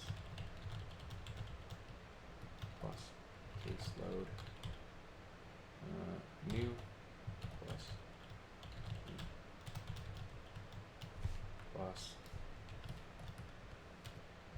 caseload zombies plus td tr. Alright, so what we've done is we cleared out that table body when we call update table at the end of the button, and for every state that's in here, we're going to create a new row and then put in the name of the state, active, new, and zombies, which matches our state, active, new, zombies. So when I click this button, right, now we've got, not just in the console.log, we've got this information updating here. So you can see, wow. Yeah, this grows really quickly. Right? So we're going to have to figure out a way to slow that down, because that's not very realistic once you reach like a bell curve. But that's maybe more discussion for like math, right? It's not necessarily JavaScript. It's like how good can we be at modeling, population densities or like infection rates and stuff like that. And there's probably some kind of figures we can plug into math.random that will give us some kind of bell curve distribution of like how many active people there are versus how many people are left in the population, and then it will give us some kind of like slower, so it'll grow really fast, but then it reaches some peak where more people are infected than there are people left, and then it'll slow down, right? That's what we really want to do. Cool. Was this useful? We made a new event. We attached it to zombies. We need to make another event that attaches deploy guard. Another thing we could think about doing, right, because we have this as defer, right, we can come in here, not make this defer, and simply come in here and say that we want to actually start the entire game with okay, here's another great example. Now that we built this this thing, I probably want to make this a function, and I want to come in here and say function more zombies equals function. We can just paste that in there, right? So that's on its own. But what we really want to do is we want to start the game. So we're probably going to do window dot add event listener, right? And we'll say load, and we'll say function.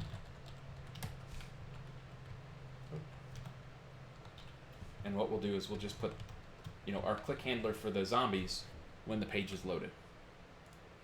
So any events we want to put, we'll really think of this as like the page is done loading. Attach our events. Right? So every new event we'll put in here, because we're gonna want to do get L. What was our National Guard? Right. Dot add event listener. Click, and we'll put in something like National Guard. Right. And this doesn't exist yet, so we'll probably just make a little function that says function National Guard event. Say console.log deploy guard. Right. So we can start structuring what our events are going to be. We don't have to have all these functions well defined, but we can start creating the events so that they're ready to go. And then we can see this here. Right. Unexpected token. Where's this at? Line 31? What's on line 31? Oh. Because I should I can put it on like this. Right. So more zombies is doing the thing that we just kind of worked on. National Guard is just a placeholder for when we want to write that function and have that do something neat. Okay, so we're starting to build some functionality in here. And there are some other events that we're going to definitely want to check on. As we're storing things in the database, we're going to send content, and we're going to wait for an event where the server has sent a response back to us. But that'll be another event we cover in like a week or two. Okay? Everyone understand what we've been kind of doing today? The event stuff, I'm sure it's going to take a lot of practice. I'm pretty sure we have a classwork that is around events, and I'm going to probably try and find that and release that tonight so we can practice it while it's fresh.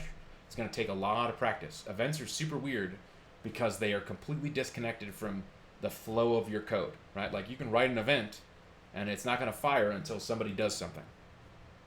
So knowing when those things happen and how to use them is probably going to be a little bit challenging at first until you get familiar with it and comfortable. But it's going to really follow the same flow and procedure that we've been doing up to now. You're going to have a function that executes on some action. And whatever that action is, the event, could be a mouse move, it could be a click, could be a server event. You're just saying, I'm going to write a block of code and it's going to fire when this thing happens. Any questions?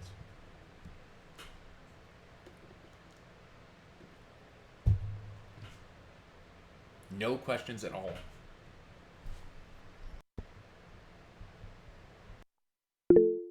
Leah. So you like took out defer from your JavaScript thingy. Is like defer bad? Like should we be doing it? No, I just wanted to use an opportunity to use the window.add event listener load. Now, the thing about defer is that it's in your HTML. Okay, so if you were writing a JavaScript function that the rest of your team is going to use, or a JavaScript library that, maybe you're making an open source project, right? We've been talking about that a lot because that's one of the joys of GitHub. You're going to use a lot of people's JavaScript. You should get in the habit in your JavaScript of doing this first, because you cannot count on the person putting in defer in here, or putting this at the bottom of the page so that the page will exist first. It's a good practice to just, if you're writing code that needs to touch stuff on the page, don't attach those things unless you're inside of here. Because you can do it with defer, and you can do it by just simply moving this down so that the script tag isn't even loaded until all the rest of the content is loaded. Right? Both are perfectly valid. But in the context of writing really good JavaScript, this part you can control. You're the person writing this JavaScript. You might not be the person that is putting this script tag on the page. So they're all equally valid. And if you're writing your own product, if you're writing, any one of the things that you guys are working on individually, you're working on your portfolio, if you're the main developer in your next job, write it however you want. All three methods are perfectly fine. But now that you know how to do events like this, do your setup in here, because this is always guaranteed to work, regardless of who puts that page on here. And if you did this, right, like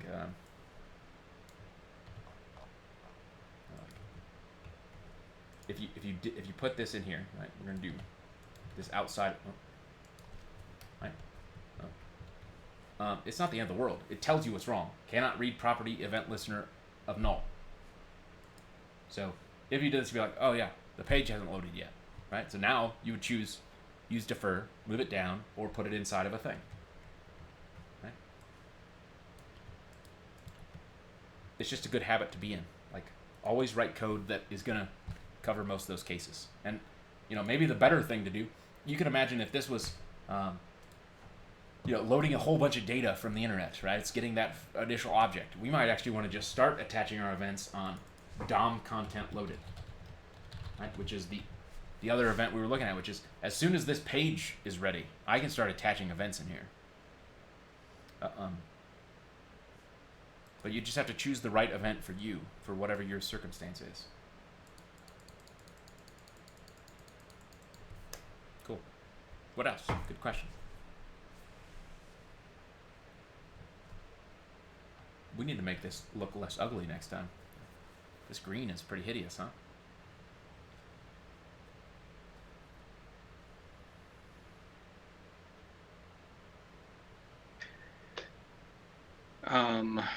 I had a question about one of the homework questions. Okay. Yeah. It was one of the last loops questions. I could not. Let's view this assignment. All right, which one? The number 8, or 7 and 8 together. Okay. Create a variable named And I guess bools. Set it to the array true, true, false, true, false, true, true, true. Write a loop that iterates through every element of the boole's array and writes the element out to the console if it is not true. Oh, if it is true. So it should output true 6 times. True, true, true, true, true, true. Right. So there's 6 trues in here. So mine just kept outputting numbers. Okay. Do you want to share your screen and we'll take a look at it live? Sure. All right. Yeah.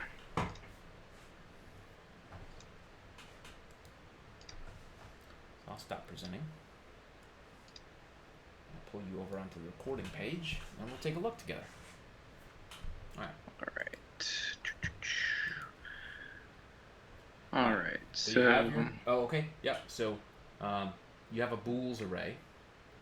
Now, I think what it's asking you to do in this homework assignment is to actually have the values of the boole's array to be either true or false. Well, that's how I had it initially, Okay. and so Yeah, I was trying to see if I could just get it to output the string, and it was still just giving me numbers.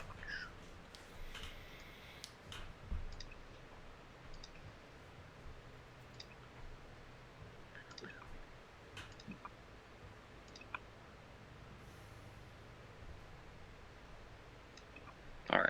Okay. So when you run this, it's gonna output 0, 1, 2, 3, 4, 5, 6, right? Or 7, 8, something like that, right? Yeah.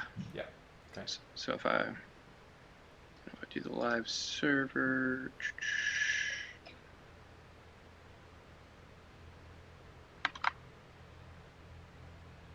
Right. So.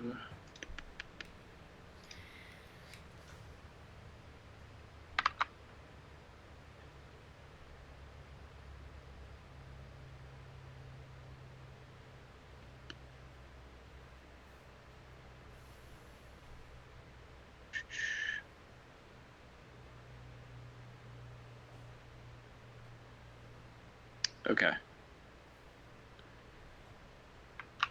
There we go. Sorry. Okay. So I'm still not. I'm just getting. So let's on line 26. Let's console.log. So we know where we're at. Console.log. This is broken. Like as a string. So yeah. Let's write that in quotes. Gotcha. Yep. So that'll show us exactly where the looping is supposed to, the printing is supposed to start. Okay. Reload.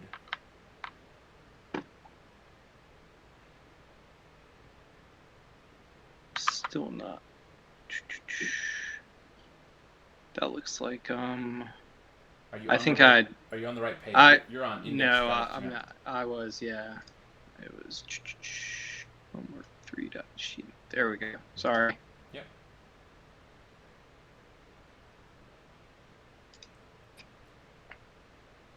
All right, cool. So it says this is broken, then it says 1A, 2P.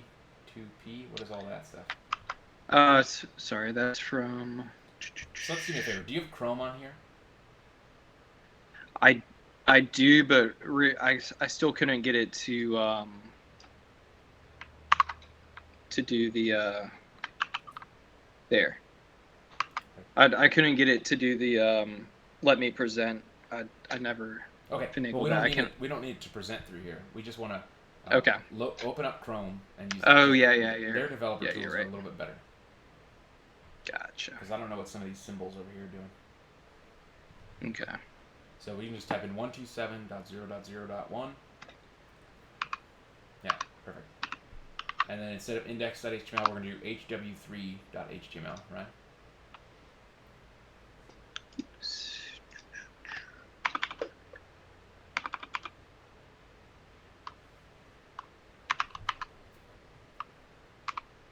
Okay. And if you pull up your console now, yep.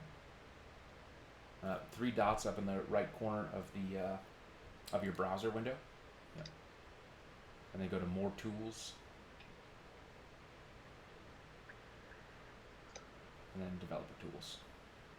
Gotcha. All right. So it says this is broken, and then it says the number 1, right? Yeah. Okay, cool. So let's open up our code editor again. Yep. So for var I equals 0, I is less than bools.length, I++. If I equals true, console.log I. So I is what? So I is the position that it's in. So I is it's going to go 0, 1, 2, 3, 4, 5. So I is a number. It's not true. Yeah. Right? Okay. So how do we get the value of that,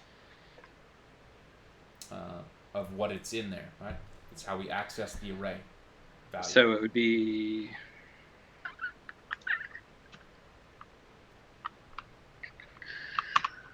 Oops.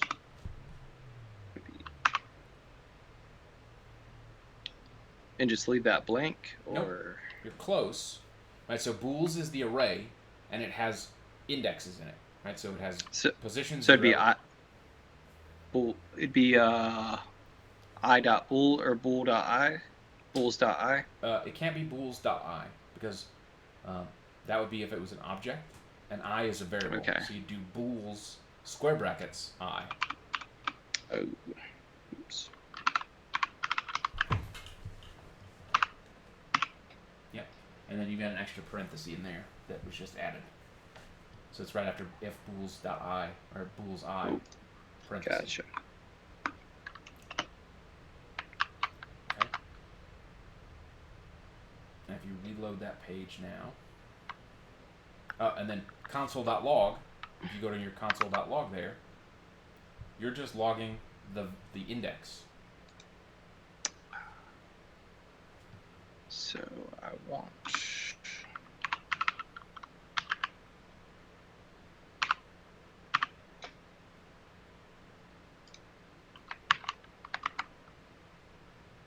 So there we go. It hid some of it, but it's saying true 6 times.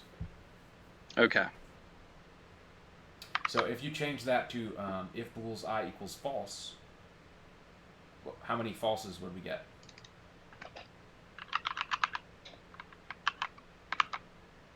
Two.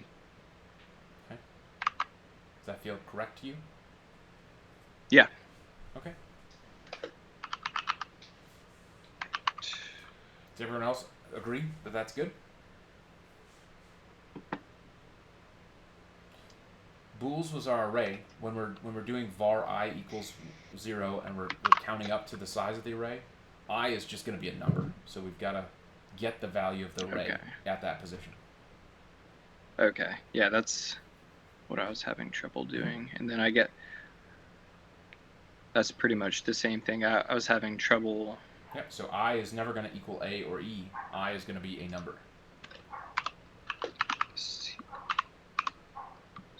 Oops. Be STRI. Okay. And then the problem there is that's always going to be true because string I equals A or E. E is always going to be true because E is a value, right? So you need to be or string I equals E.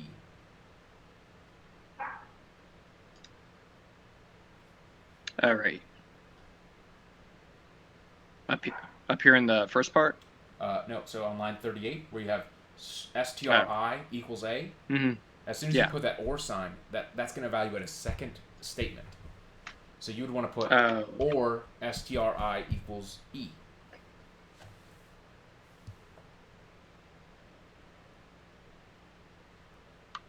So you have the right symbol, pipe, 2 pipes.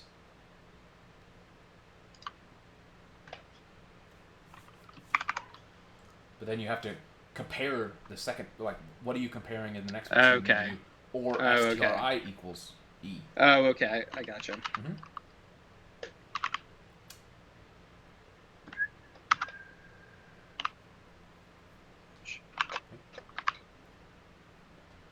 Okay. Make sense? It does. That's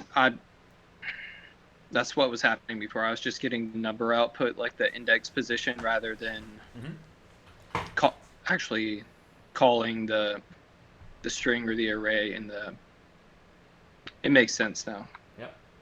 And this is one of those things where, like, you've learned the basics. You were like right there at the edge of what was correct, but you just didn't go that extra little bit, and that's going to come with practice and repetition. You should, as you're working with strings, as you're working with arrays, as you're working with event listeners, like, there's a right way and a wrong way, and you can get very close to the right way, but just be a little bit off. And you were right there, so good job.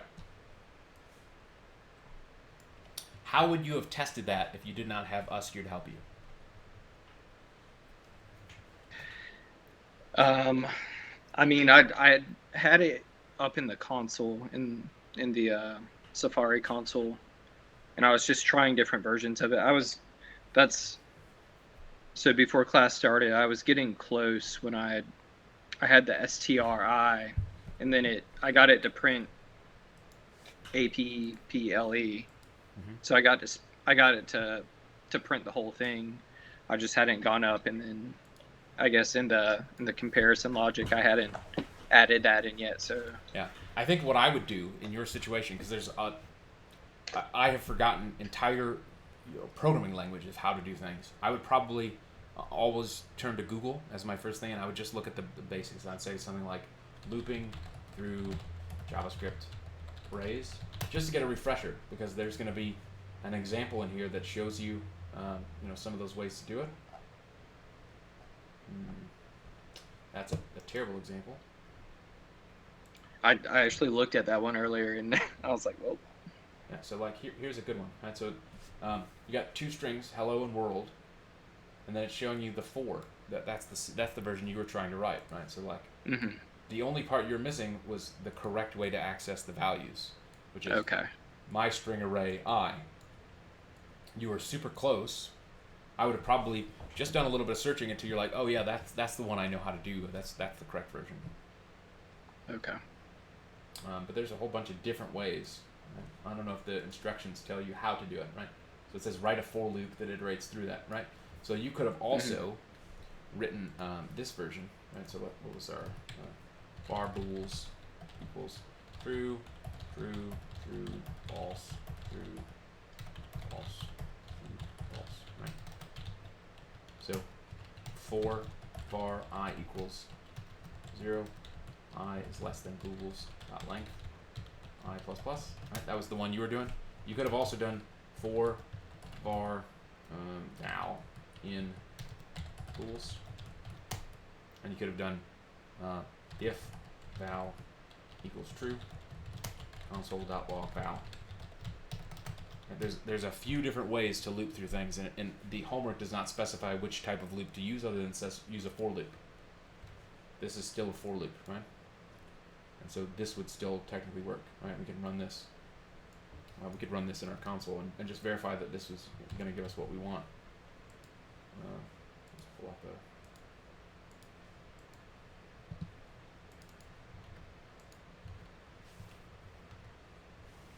Okay, that didn't work. So boogles. Right? For var val of boogles. Right? Is that the other one? Console.log val. Yeah. So if you're doing a regular flat array like this, you would do for var of whatever your value is of. Remember we were looking at that the other day. And so I think if your first reaction was like, let's play with this in the console, you should 100% do that. Like the console is perfect for this because you can just bools is an array, and as soon as you define it once, you can play with it. You can come in here and say like, what is bools 1 equal? Right, that's true. And then you would have been able to see in here theoretically like for var I equals 0, I is less than bools dot length I plus plus. If you were doing console.log I, right, it's going to just give you numbers. So that should have maybe been the clue, because I think you were getting close to that. Is like these numbers are not right, but those are the counts of your array, right? But you'd have to have known, like you'd have to have remembered that array has indexes, so it goes from 0 and goes to 8, and maybe that's the part that needed refreshing. Yeah, I saw that it was printing the indexes, and then I just couldn't connect it how to access that index. Yeah. So with objects, if we were doing bool ob, right? Because we sometimes use dotted notation, is for when there's bool object. Maybe like Eric, true, Andrew, false. Right. An object is the one that uses that dot notation you're talking about. So if I did bool obj, I could do dot Eric. It's going to give us the name of that key. With arrays, it's always an integer, and you're going to use the square brackets. But you can also, with objects, bool object, you can also use the square brackets, but it's just going to expect error. Either way is fine, because remember in JavaScript everything is an object, right, behind the scenes. So an array is an object is an object, an element is a special kind of object. Everything's an object. New number, right? That is an object that can have a value of like 1, 2, 3, 4, 5, and does math on it. Everything's an object. So both ways, right? Bool object, Eric, right? Oops. Holy moly. Or I could do bool obj, Eric. Yeah. The problem is bools is an array, and so while we can do bools 1, I can do bools.1, right? And that's going to be an unexpected number. So array is one of those special ones where it, really just by convention, it expects the number to be in square brackets. Whereas regular objects is like, we can do it either way. The other kind of caveat is that if we had var I equals, let's just say var I equals 5, right? So bools I, it's going to give us the 5th. But if we had bool obj, let's say 5 equals test, right? Bool obj I, which is 5, is going to give us test. But if I do bool obj dot I, it's going to do undefined, because I, when you do dot notation like this, it does not process the value of the variable that you're using. So we know that I is a variable, it has 5 in it. But dot notation does not process that value. Does that make sense? So dot I means nothing, because it's assuming that you're looking for an object named I. Right, as if you had bool obj I equals not test, right? So bool obj dot I equals not test, and bool obj I, which is the number 5, is test, right? Because if we look at bool obj, this is what's actually there. The key is the literal number 5, so that's what's being replaced when we use the variable. So whenever you're doing loops and stuff, and you're counting on things in any way, you should always use this square bracket notation. You're only going to use the dot notation if it's actually a value or a property of that object, and it's not like a variable you're trying to swap out. Does that make sense?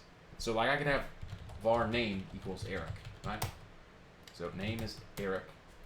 I can do bool obj name, and that's going to give us true because the value of name equals Eric. So it's just doing like a lookup.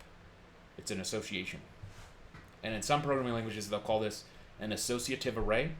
Some languages will call this like a hash, where you're saying, I've got a key here, and I'm going to look up the hash or the name of that value, that property. JavaScript is going to do that automatically for you with the square bracket notation. Square bracket, if you put a variable in there, it's going to look up the value of the variable in this object. We didn't really touch on that too much the other day, because I just wanted to show you a bunch of stuff, but be aware, JavaScript's kind of weird when it comes to object stuff, because everything's an object, and so they've had to break a lot of rules as they go along. All right, it is 8:54. Any other questions?